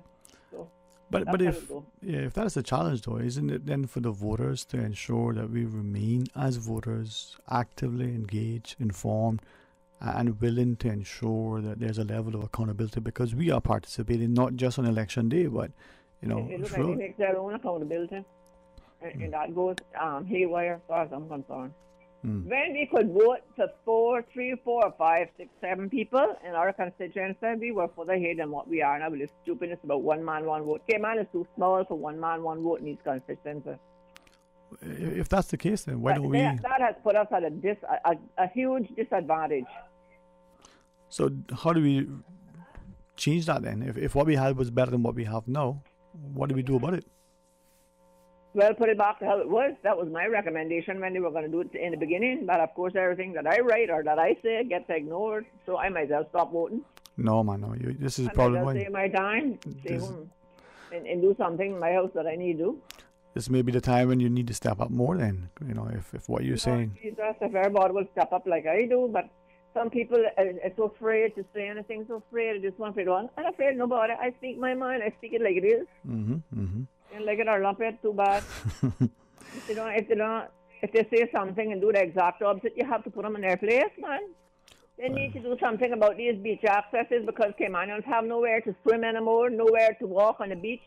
Every Tom, Dick and Harry that came from overseas, they amended the planning law so that they could do this, do that. They talk about government didn't sell on the land, but government doggone well must have encouraged them to buy the property. Because what they turned around did was amended the laws and regulations so they could build on the beach here, there, and everywhere and bitch up everybody else's life that had a private home, no more privacy. They're okay because they got the money and they can do this and do that with their home or go wherever they want, when they want. But it's not too many of us that can do what they're doing, because nobody will make them fat salaries like they make and getting all the benefits along with it. So I encourage that Cayman gentleman to continue calling it and speaking out, because he's speaking the truth. I think he's speaking the exact truth. As true as the Bible, what he's saying. He needs to start preparing himself to stand for next election. And if he get elected, do what he need to do for us. Okay. Well, hopefully. Thank you very much for that, too. You too, Mom. You too. Thanks for calling. All right, let's take the other calls. Hey, welcome. Good afternoon. Hello. How are you? Afternoon. Yes, Mr. Sterling. Hey, good afternoon. Hey, what's up, everybody? I hope you enjoyed your Father's Day weekend. Thank you. Hopefully, the same for you as well. Did you get your favorite cake? That custard top cornbread? I've been looking for the recipe, the favorite one. All right, when you get it, be sure to fix me up. Yeah, I'll actually take a picture at least. Okay. That's not fattening. Pictures are not fattening. What I called about is something that bothers me a lot. We had a whole bunch of silver thatch trees in our Hero Square before they started to do this Georgetown revitalization. And they removed, there was practically, I know there was over 150 in 4 different areas there. And they're all gone except for one tall one. I wanted to know where they're gone, because that was a source of our, silver thatch industry. I would go and cut the tops and take them to the ladies so they can use them, and there was other people cutting the tops also. And they just took them away, and I would like to know that they weren't destroyed and that they can be actually maybe replanted now for the Jubilee. But we got to stop destroying our national trees, tree in particular, and we got to protect our environment, our culture, our heritage, and our environment is why people come and visit us. Not because of big buildings, convenient things like Burger Kings and stuff like that. They have that where they are. They want to see something different, and our environment is different, our culture is different, and we need to protect those. Just do me a favor and try to find out what happened to those trees that was there. Were they just taken to the dump, or were they saved for replanting in other areas? Like right now, we have a tree planting campaign going. Those trees would work great. So, and you said these were still attached in the Hero Square? Yes, there was a whole bunch of them there by each corner. Mm-hmm. And like I said, before this revitalization started, they were still there. I just noticed them gone about 2 months ago. And so I would like to know what happened to them. Apparently somebody spent a lot of money to put them there, and we're on the right track. And now this revitalization, I don't know if they even consider a national tree as a treasure or anything, but it is not justifiable for them just to dig it up and then throw them away or waste it. Those are our national trees. They helped us survive through hundreds of years, and they shouldn't be neglected today. Mm-hmm. And you need to get that right. See what you can do. Well, what we'll do is... What happened to those trees for me, please. All right. All right. Thank you, man. We'll send Thank you. You have a blessed day, my friend. Amen. Always nice to hear your voice. Thank you. All Likewise. right? Blessings to you. All right. Okay, be blessed. All right. With that, we'll quickly pause and we'll rejoin our callers after. Stay tuned. Hi, I'm remodeling our bathroom. I have a few questions. Sure. What are some ideas to make my bathroom feel larger? How do I know if I'm picking the right vanity? How do I choose a new toilet or a new countertop? Also, the lighting is terrible. Can I put a window or a skylight? And do I really need an exhaust fan? You've come to the right place. At Brand Source, we custom design kitchen and baths, and our talented design team can help answer your questions. Whether you're looking for a modern, functional family bathroom or a luxurious personal retreat, we'll help create that beautiful space that makes your home yours. And if you're in a rush for a new look and have a limited budget, our ready-to-install bathroom vanities, built with solid wood and countertops of the finest materials, are a quick and easy remodeling solution. For the very best in custom-designed kitchens and baths, visit Brand Source Home Gallery on Dorsey Drive, Industrial Park, Cayman's Kitchen and Bath Center. Drinking water is critical after a storm. Your emergency kit should have a 5-day supply of water. That's 1 gallon of water per person per day. Store additional water for those with special needs, such as nursing mothers, young children, or people with illnesses. Keep drinking water in clean, non-corrosive, tightly covered containers. For more useful hurricane preparedness tips, visit the Water Authority's website at www.waterauthority.ky or follow us on social media. JN Money, money touchdown. Send the money now. Reach wow. You say you need some money. JN Money, I can send it in a hurry. Get through quick when you come collect your cash, or use a money card and swipe it in a flash. Send funds to any bank, yeah. Pay your bills quick, yeah. Low fees, you know what it, yeah. JN Money, we are pick, yeah. Send and receive funds at any JN Money location. It's fast, affordable, and convenient. Money touchdown with JN Money. Send funds to any bank, yeah. Pay your bills quick, yeah. Low fees, you know what it, yeah. JN Money, we are pick, yeah. Call 345-945-2014 for details. Available at JN Money locations across the Cayman Islands. You know the easiest way to get free food? No, not go steal your neighbor's mango, but plant a tree. Yeah, for real. More trees, more food, less grocery bills. To celebrate Her Majesty Queen Platinum Jubilee, come plant a tree for the Jubilee. Yeah, we need you. Yes, you. Make sure you leave your green mark on the Cayman Islands. Perhaps a mango tree, a little getup tree, even a little bit of coconut or cabbage. Is it time you all started eating off the land again? Register your tree and leave your green print at www.gov.ky/National Tree Planting. Or make sure you follow them on Facebook and Instagram.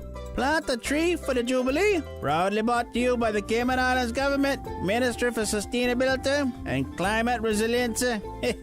Let's green Cayman now. From district to district, moving through the waters to Cayman Brac and Little Cayman. Your station, your voice. All things Cayman. One radio, many people. This is home. Radio Cayman in the Cayman Islands. Today's biggest news. Radio Cayman. Your voice, your choice. Local, regional, international. This is headlines from Radio Cayman's newsroom. Today's biggest news. With your latest headlines, I'm Felicia Rankin-Solins. The University College of the Cayman Islands commencement ceremony, originally scheduled for Saturday, June 25th, 2022, will now take place on Wednesday, August 17th, 2022. This will be a double celebration for both commencement and convocation. More detailed information about the event will follow closer to the date. In international news, Japan's ban on same-sex marriages does not violate the Constitution, a district court in Osaka has ruled. The ruling dealt a blow to gay couples and rights activists after another district court in Sapporo ruled in 2021 that the failure to recognize same-sex marriage was unconstitutional. Japan's constitution defines marriage as one between both sexes. It is the only country in the G7 group of developed nations that doesn't allow people of the same sex to marry. A 661-pound stingray caught in the Mekong River in Cambodia is the biggest freshwater fish ever documented, scientists say. It unseated the previous record holder, a 646-pound Mekong giant catfish caught in Thailand in 2005. There is no official record-keeping or database of the world's biggest freshwater fish. These are your headlines. I'm Felicia Rankin-Solins. For the latest in news and information, follow Radio Cayman on social media, Facebook, Instagram, Twitter. Download the Radio Cayman app or log on to our website, radiocayman.gov.ky. We wanna go and dally. Bacayard, Caymanian and Jamaican cuisine. 7 Mile Beach might have changed, but Bacayard is bringing it back. True Caribbean food in the heart of 7 Mile, just like Mama's home cooking. Brown stew snapper, Cayman-style beef, jerk chicken, turtle stew, and the delicious list goes on. Dine in, take out, or order with the Bento app. Bacayard, Caymanian and Jamaican cuisine, 269 West Bay Road, or call 746-4603. Bacayard, daily lunch specials, and the one-of-a-kind Fun Day Sunday live music brunch. Bacayard. Talk today. But I do have some questions. Talk today. Cayman Islands' foremost listeners participation program. Talk today. Because there are more questions than answers. What the public is saying. Waiting to take your calls right now. Sterling Dwayne Ebanks.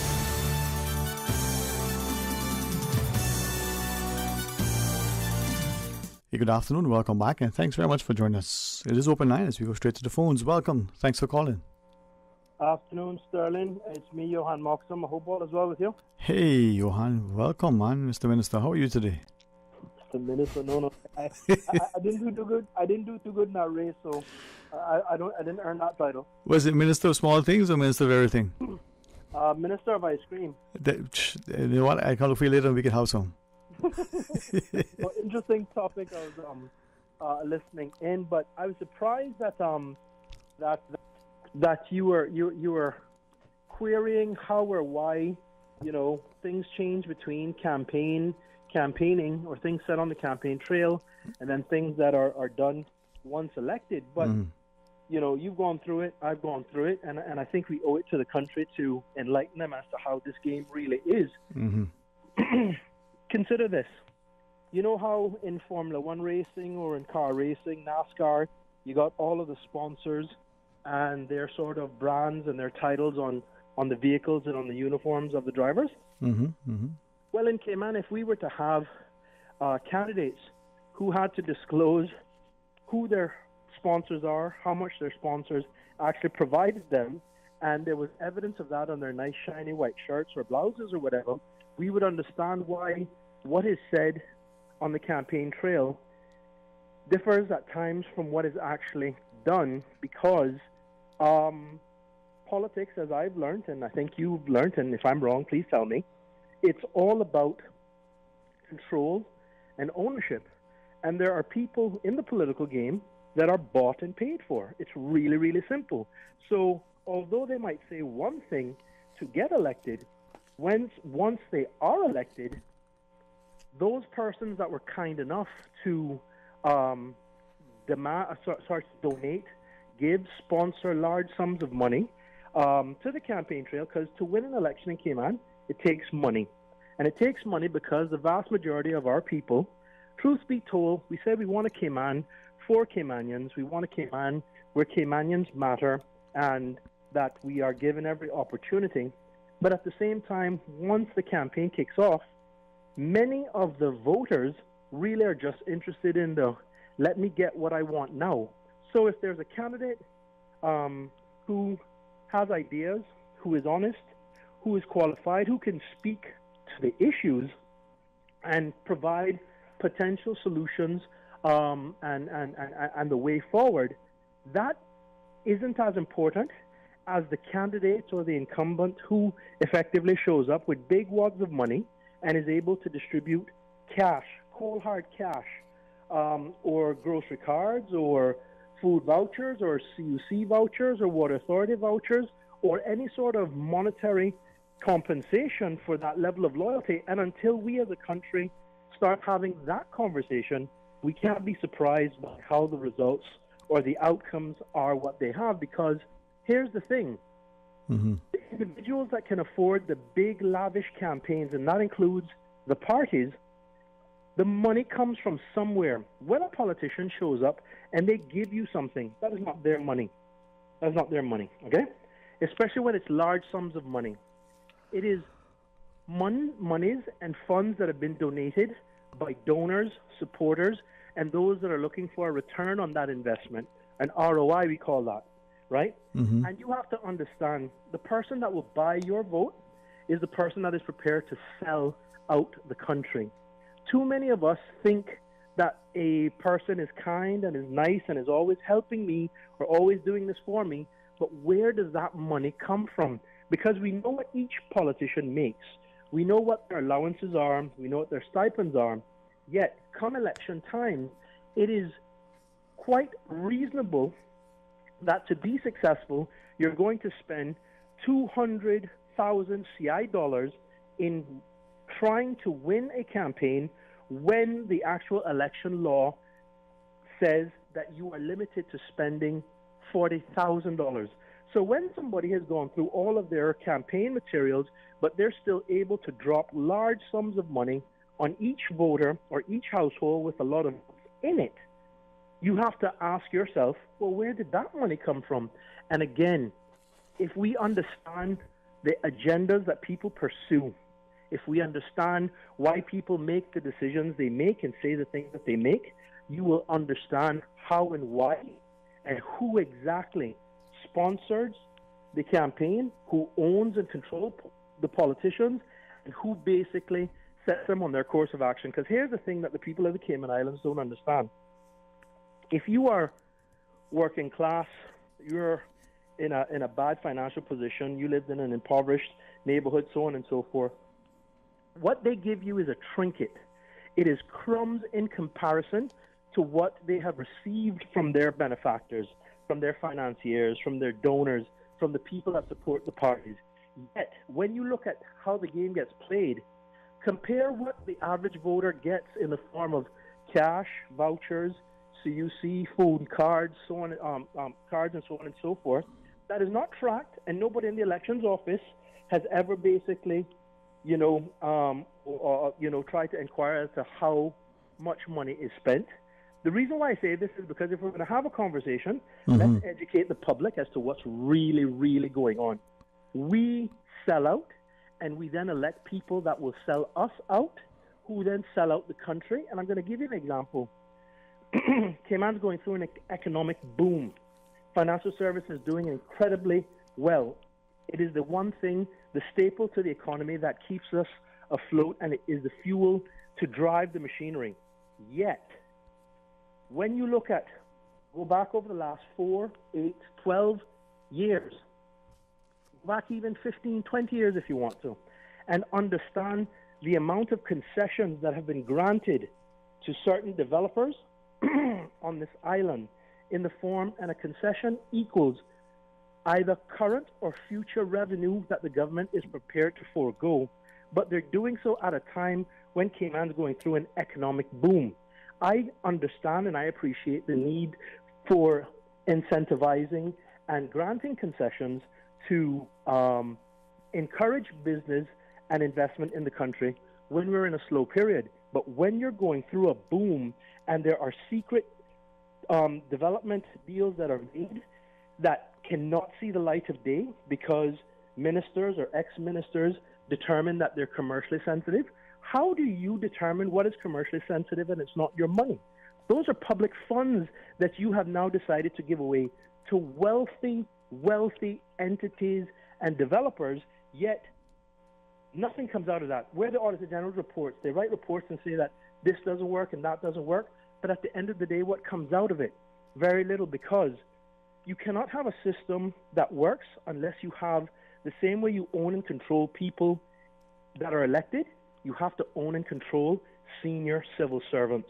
There are people employed in the civil service that get a paycheck from government, but they work for somebody else in the private sector.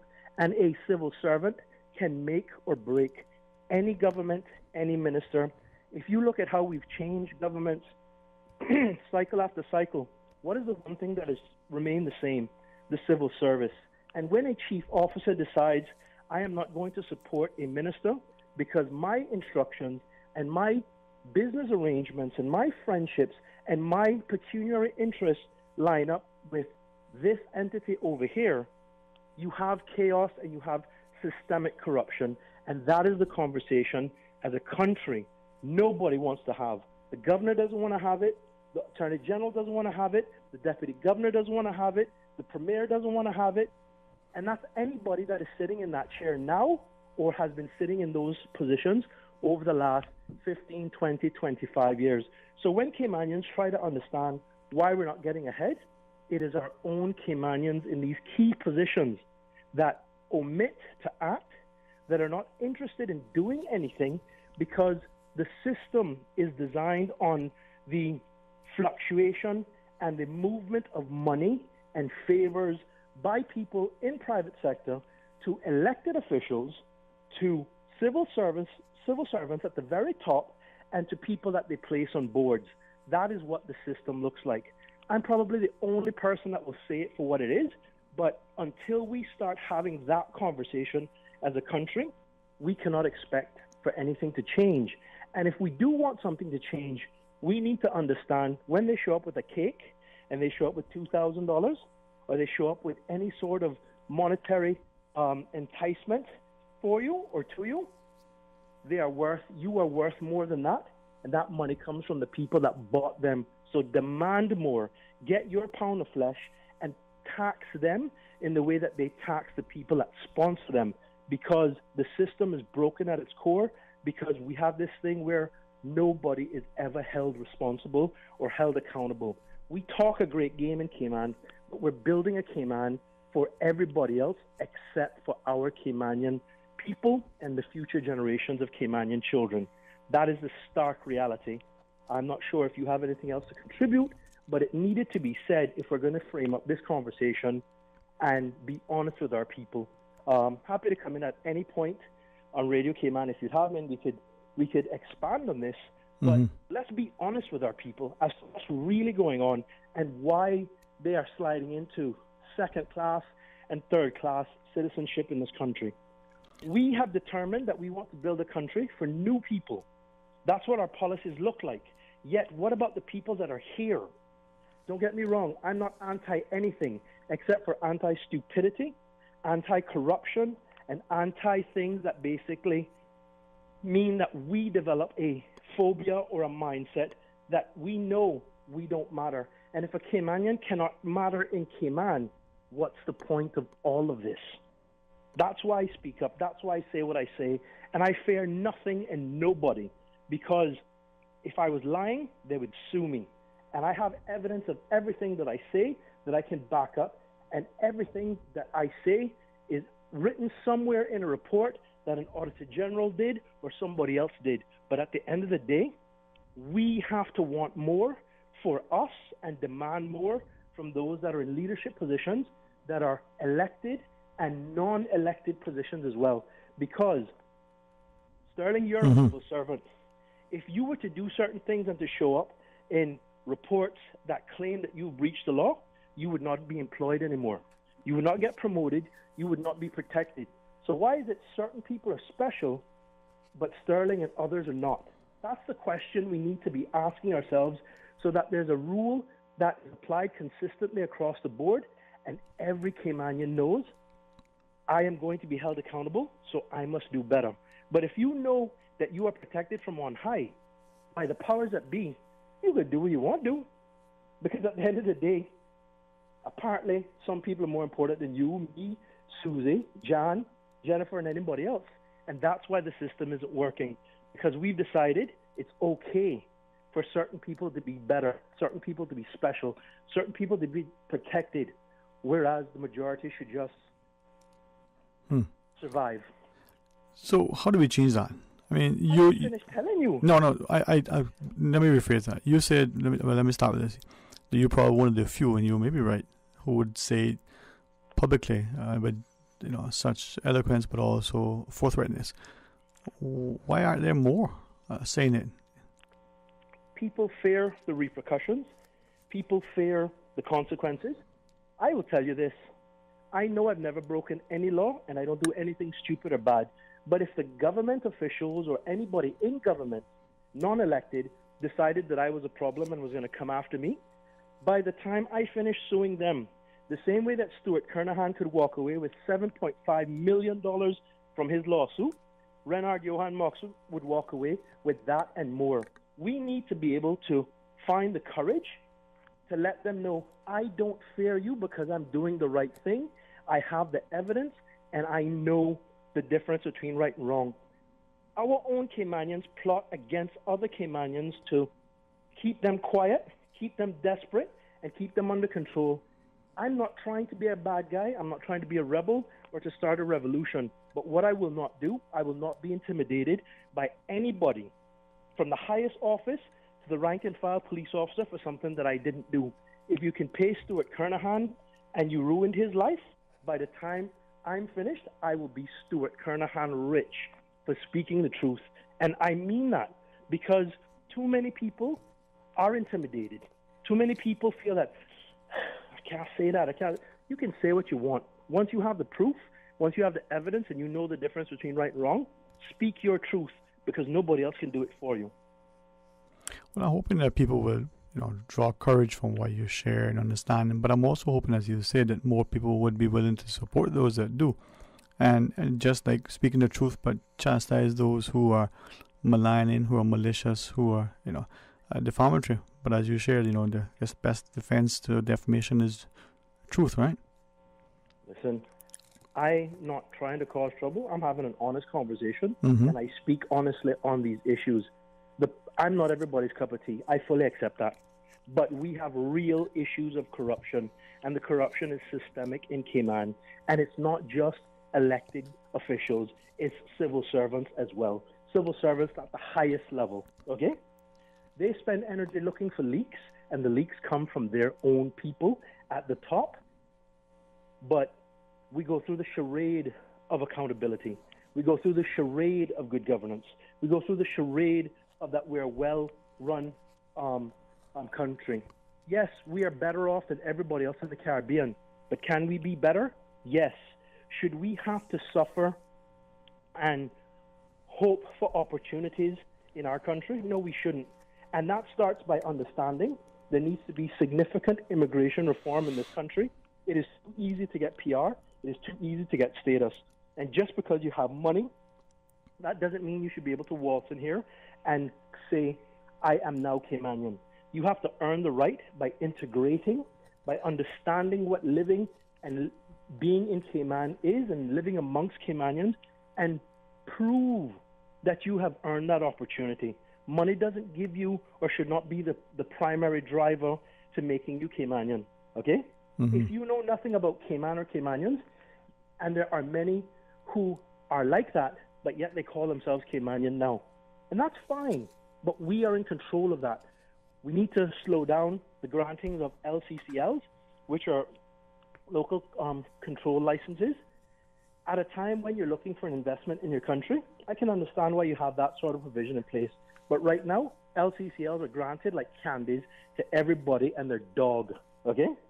We need to have immigration control, and we need to really look at the people that are here or wanting to come here, and what is their contribution besides financial, because we're all going to be living here, so we all got to learn to get along, but we got to get along based on mutual respect. And right now, that is what's missing. You have Miss Marion, she called in a couple minutes ago. That lady's been talking and saying some things that I fully appreciate. Yet, how come nobody sees it fit to go, hey, Miss Marion, let's have a conversation and expand on that a little bit further? Yet, somebody could fall out the sky from Mars, and all of a sudden, if they write a check to the right political party or the political group, let me tell you, you're going to hear politicians echoing what that individual wants and what that individual demands. We have to respect our own, and we have to understand when things go bad, the only thing that can be left is Caymanians. So you don't need to like me, but the parts that you agree with, let's all work together to make a Cayman that works for all of us, not just a select few. Let's have rules that apply to all of us, not just a select few, because nobody is better than anybody. And if you have any Christian belief, you know that about how the good book works. Yeah, man. Well, listen, I will take you up on an offer to extend an invitation to you. So look out for my call. All right? All the best, sir. Take care. Thank you, too. Thank you. Bye-bye. Reinhard Johan Moxel. Yeah. Man speaks his mind. All right, final break and then more calls. Stay tuned. A caring and community spirit, cherished family and cultural values. These are some of the things that still embodies the Caymanian way of life in the Eastern Districts today. Savannah Pharmacy, your neighborhood pharmacy, located in Countryside Shopping Village, is delighted to offer products and services of real value. Whether it's catering to your family's medical needs or carrying apparel, gifts, and beauty products, Savannah Pharmacy provides you with more than just prescriptions. Remember, they're always just around the corner with everything your family needs and convenient opening hours, including Sundays and holidays. Savannah Pharmacy. For more information, call 946-3336.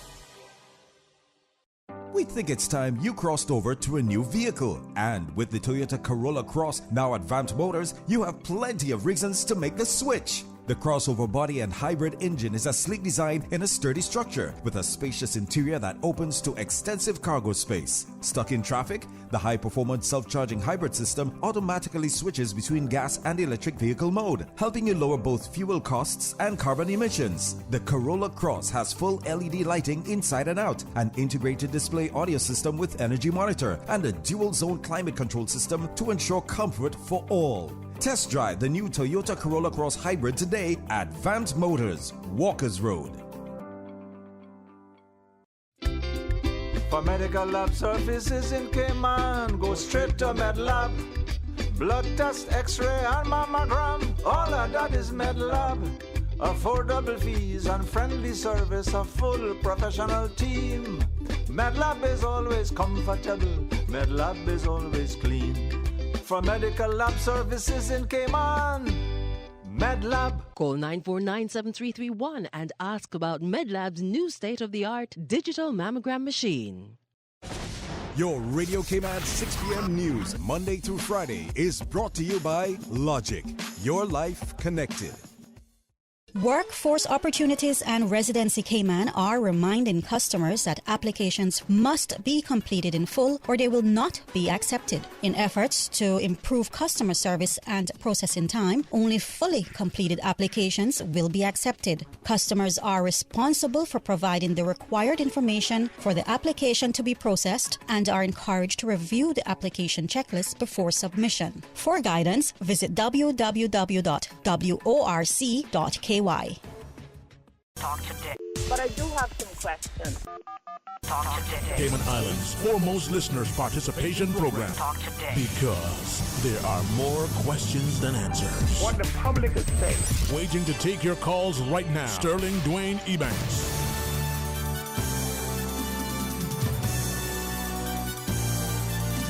Hey, good afternoon. Welcome back, and thanks very much for joining us. We have a few minutes left in the program, so we can take another call or two. Good afternoon. Welcome. Thanks for calling. Good afternoon, Mr. Stevens. Good afternoon, man. How are you today? I'm fine. This is Mary Lawrence.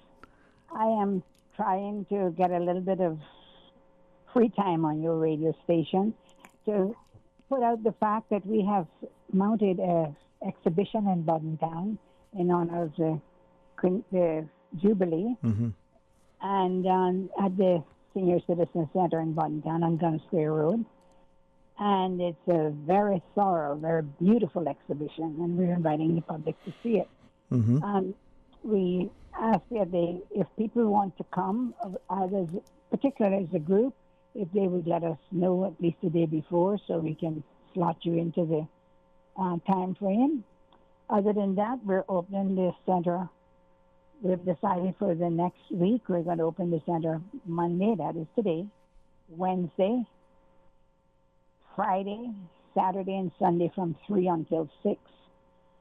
And I hope that everybody will make an attempt to come, and I hope that school children particularly will make an attempt to come and see.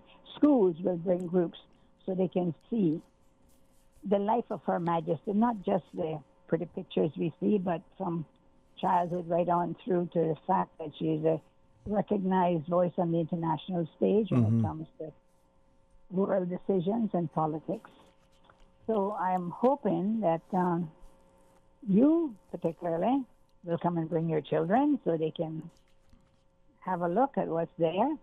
And we invite everybody else to do the same. We do ask that you call us in advance. We man the center with volunteers. They're all seniors like myself, some of them even more senior than me. And, it does make it easier for us to arrange for the showing if you do have the advance notice. What is the best number to call, Ms. Mary? The number to call is 924-2406. Okay, I think I know that number. 924-2406, that's my number. Yes. And you can also send me an email, which is lawrence.maryj@gmail.com. Now, and you just repeat the times when it is open again. I know you referenced weekends. We're going to do it. We just had a quick talk around. We're going to do it from 3 to 6, Monday, Wednesday, Friday, Saturday, and Sunday. Okay. And we're going to do that this week and see how it works. If people do not come out, there's not much point in us keeping the center open, keeping the exhibition up. That's why you're asking. If you call in advance, we know it doesn't matter what day you want to see it. If you call and make an appointment, we will accommodate you. But those are the hours we're going to open it ordinarily.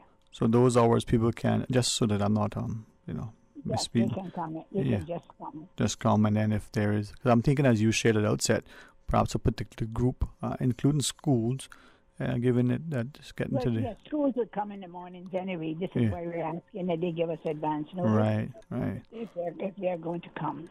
And this would be good. Yes, and we invite corporate groups too. I think it is important. I know there's some people who don't believe in the monarchy, but the fact of the matter is we're a British Crown colony or an overseas territory, whichever name you choose to call us by. And that is a part of our history. That is a part of who we are.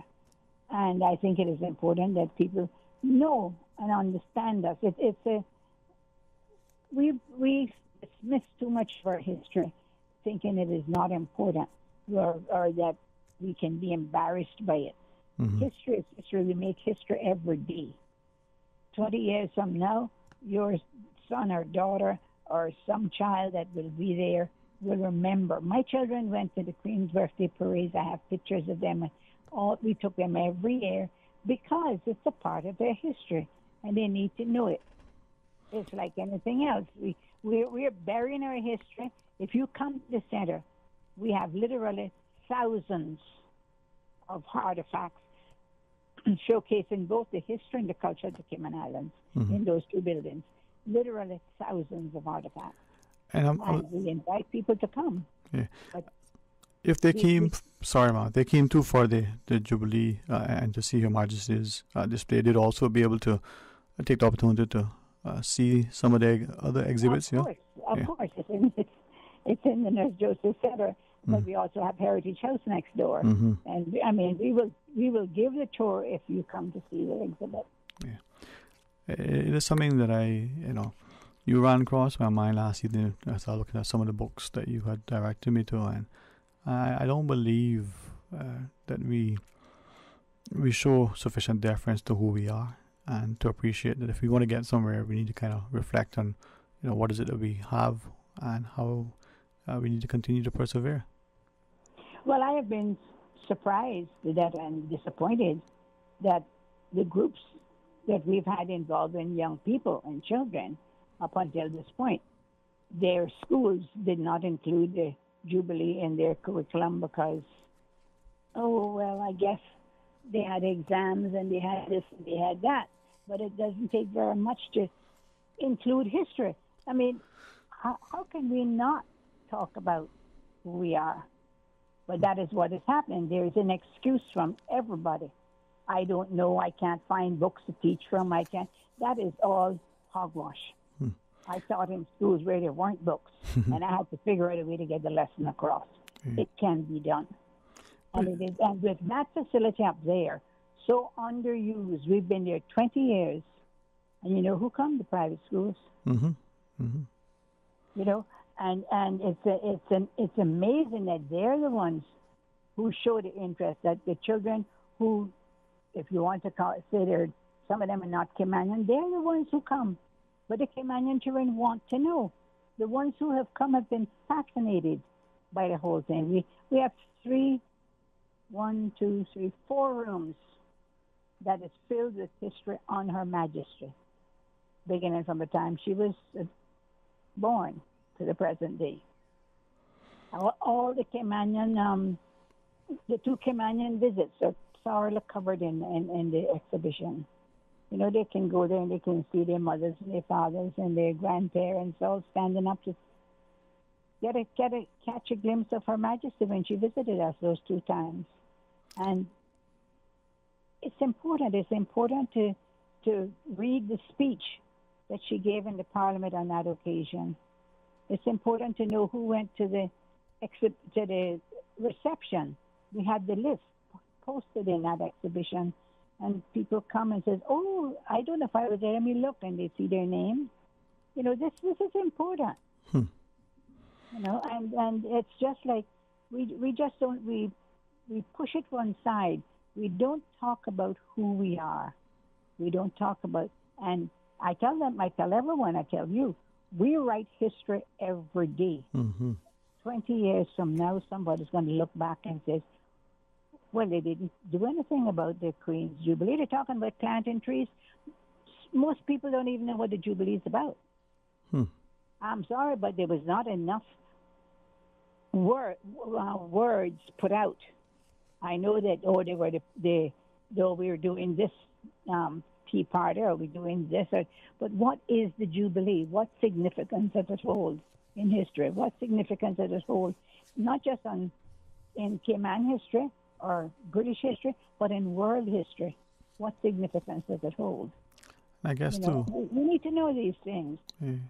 As we listen to you reflecting that, as you mentioned, as an individual, her level of respect that she has garnered, but the respect that she shows I think serves as a great example for many of us. But then when we look to the future, what now happens to the monarchy going forward? Who takes up the helm? How is it to be sort of integrated? An interesting time in our history, Mom.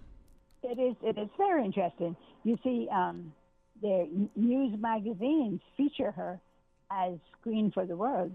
Mm-hmm. She is not a politician, but she has tremendous influence on the world stage. People listen to her. They watch her demeanor. They know how they listen to her speeches. It's sure she had their things in the monarchy that can be questioned. There's things and everything can be questioned. Mm-hmm. But the bottom line is, are we questioning it? And do we know what we're questioning? Have we taken the time to study it? We haven't taken the time to study our own history, so anybody can come and tell us anything and tell us that's your song and we believe it, and that's your actor and we believe it.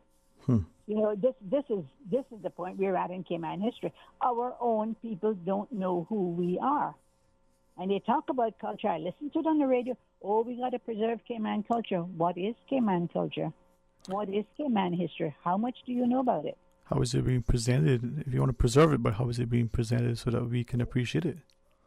I went to school where they taught you English history, they taught you Caribbean history, but they didn't teach you Cayman history. And we're still in that position. And the excuse is the curriculum? No, that is sheer nonsense. We're talking about sustainability now, and preserving some of the country for ourselves. But who's doing it? Who's talking about it? Are the school children learning about it? Some years we're worse off now than we were before. Some years ago we had Marla Farrell in Boddentown, and she started tours of the mangroves. She did all kinds of stuff with Boddentown children. None of that's been done now. It's like we just push that one side because we got to pass this exam and we got to do this and we got to do that.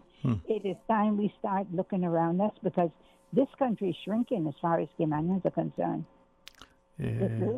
The land, every day you hear about another big block of 500 acres, 400 acres, 700 acres that is being sold. And nobody's looking around to say, well, wait a minute, if all of that is being sold, what's going to be left for my child?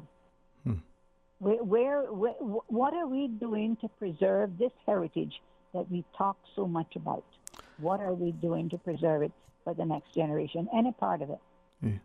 We need to get a focus on it. And I've preached it for years, and right now, I tell you the truth, I'm getting tired of it, the whole thing, because I'm 82 now. I don't plan to devote the rest of my life at the expense of my family, which is what I've done all of these years. To do what? To preserve what for who? If we go to the effort, if the Boddentown seniors go to the effort to put up an exhibition, to put up a display like we have on that almost 4 acres of land, and people come there and tell me they didn't know it was there. That teachers come there and they didn't know it was there. And it's unbelievable. And I had a little group from homeschool group come there last week. They came with their notebooks. They spent 2.5 hours there, and they wrote down notes, and they looked around, and they asked questions. They were interested. We had a group come on the weekend, mixed group. It was a youth group, actually, from different schools. And they were fascinated by the whole thing. But we're not, our children are not seeing these things. They're not seeing them and touching them and feeling that I'm a part of it. And it's time for us to do it. If we're going to do it, we need to do it now. And if we're going to be submerged and into all the other cultures, 135 nationalities in here, and we are going to be the minority nationality, then we had better just throw in the towel and forget who we are. that's the danger. Even when we don't deliberately do that, that may be what is happening inadvertently. Well, the greatest way to get that done is to do nothing. Yeah. Inaction. That is our big failing. We do nothing. Yeah. Kimanian history and Kimanian culture should be promoted in every school, in every organization throughout this island. It is important for our own people to know it, but it is also important for those who come here to know it and understand it so they can respect us for who we are. Mm-hmm. And they don't have to look at us and see a blank spot and a blank face where Kimanian is supposed to be. And that is what's happening. We're becoming a faceless people in our own country. And we're not taking up the mantle as you're offering it up to us. Well, I'm hoping that this appeal will resonate with more of us, Mom, and will come out, not just as schools. I would like people like you to come to the center and see what is there. Then you can talk about it. Mm-hmm. Then you can answer questions when they're fielded at your show. Yes, Mom. But I shall like to accept the invitation and do so. Well, I look forward to having you come. Thank you, Mom. Thank you. And I do appreciate the time on the radio this evening. Always. I am hoping we'll get us some results this week. I'm hoping and praying as well. And always a pleasure. It's an honor to listen to you and to know that we have people like you with the courage to They will see our collection of books on the monarchy. I mean, it's a fabulous collection of books. Everything you could think about it, we have collected it and have it in place there for people to see. All right. So, well, hopefully, if we can make it, as you said, between 3 and 6, Monday, Wednesday, Friday, then we can do so on Saturday, and you're also making Sunday available. But you can also call and say, Miss Mary, I can't come 3 to 6, but I can come 9 to 12. Yeah, and then make. Well, thank you for that, Mom. Give us a call, and I will be there to be sure that door is open and give you the grand tour. Yeah, personal private tour. All right. Thank you very much, Miss Mary. Okay, sir. Thank you, too. God bless. Goodbye. A remarkable lady, and like many in her district, but in her country. As women of stature and valor, pray publicly is that God would bless them, like they do my own mothers and sisters and daughters, and, the women in their lives, with great wisdom, resolve, and with a sense of respect that they deserve. Take up her invitation and go across. It might be just the thing you need to remind you of why you are where you are. Tomorrow we invite you to be a part of the discussion, so join us after the midday news, and until then, be blessed.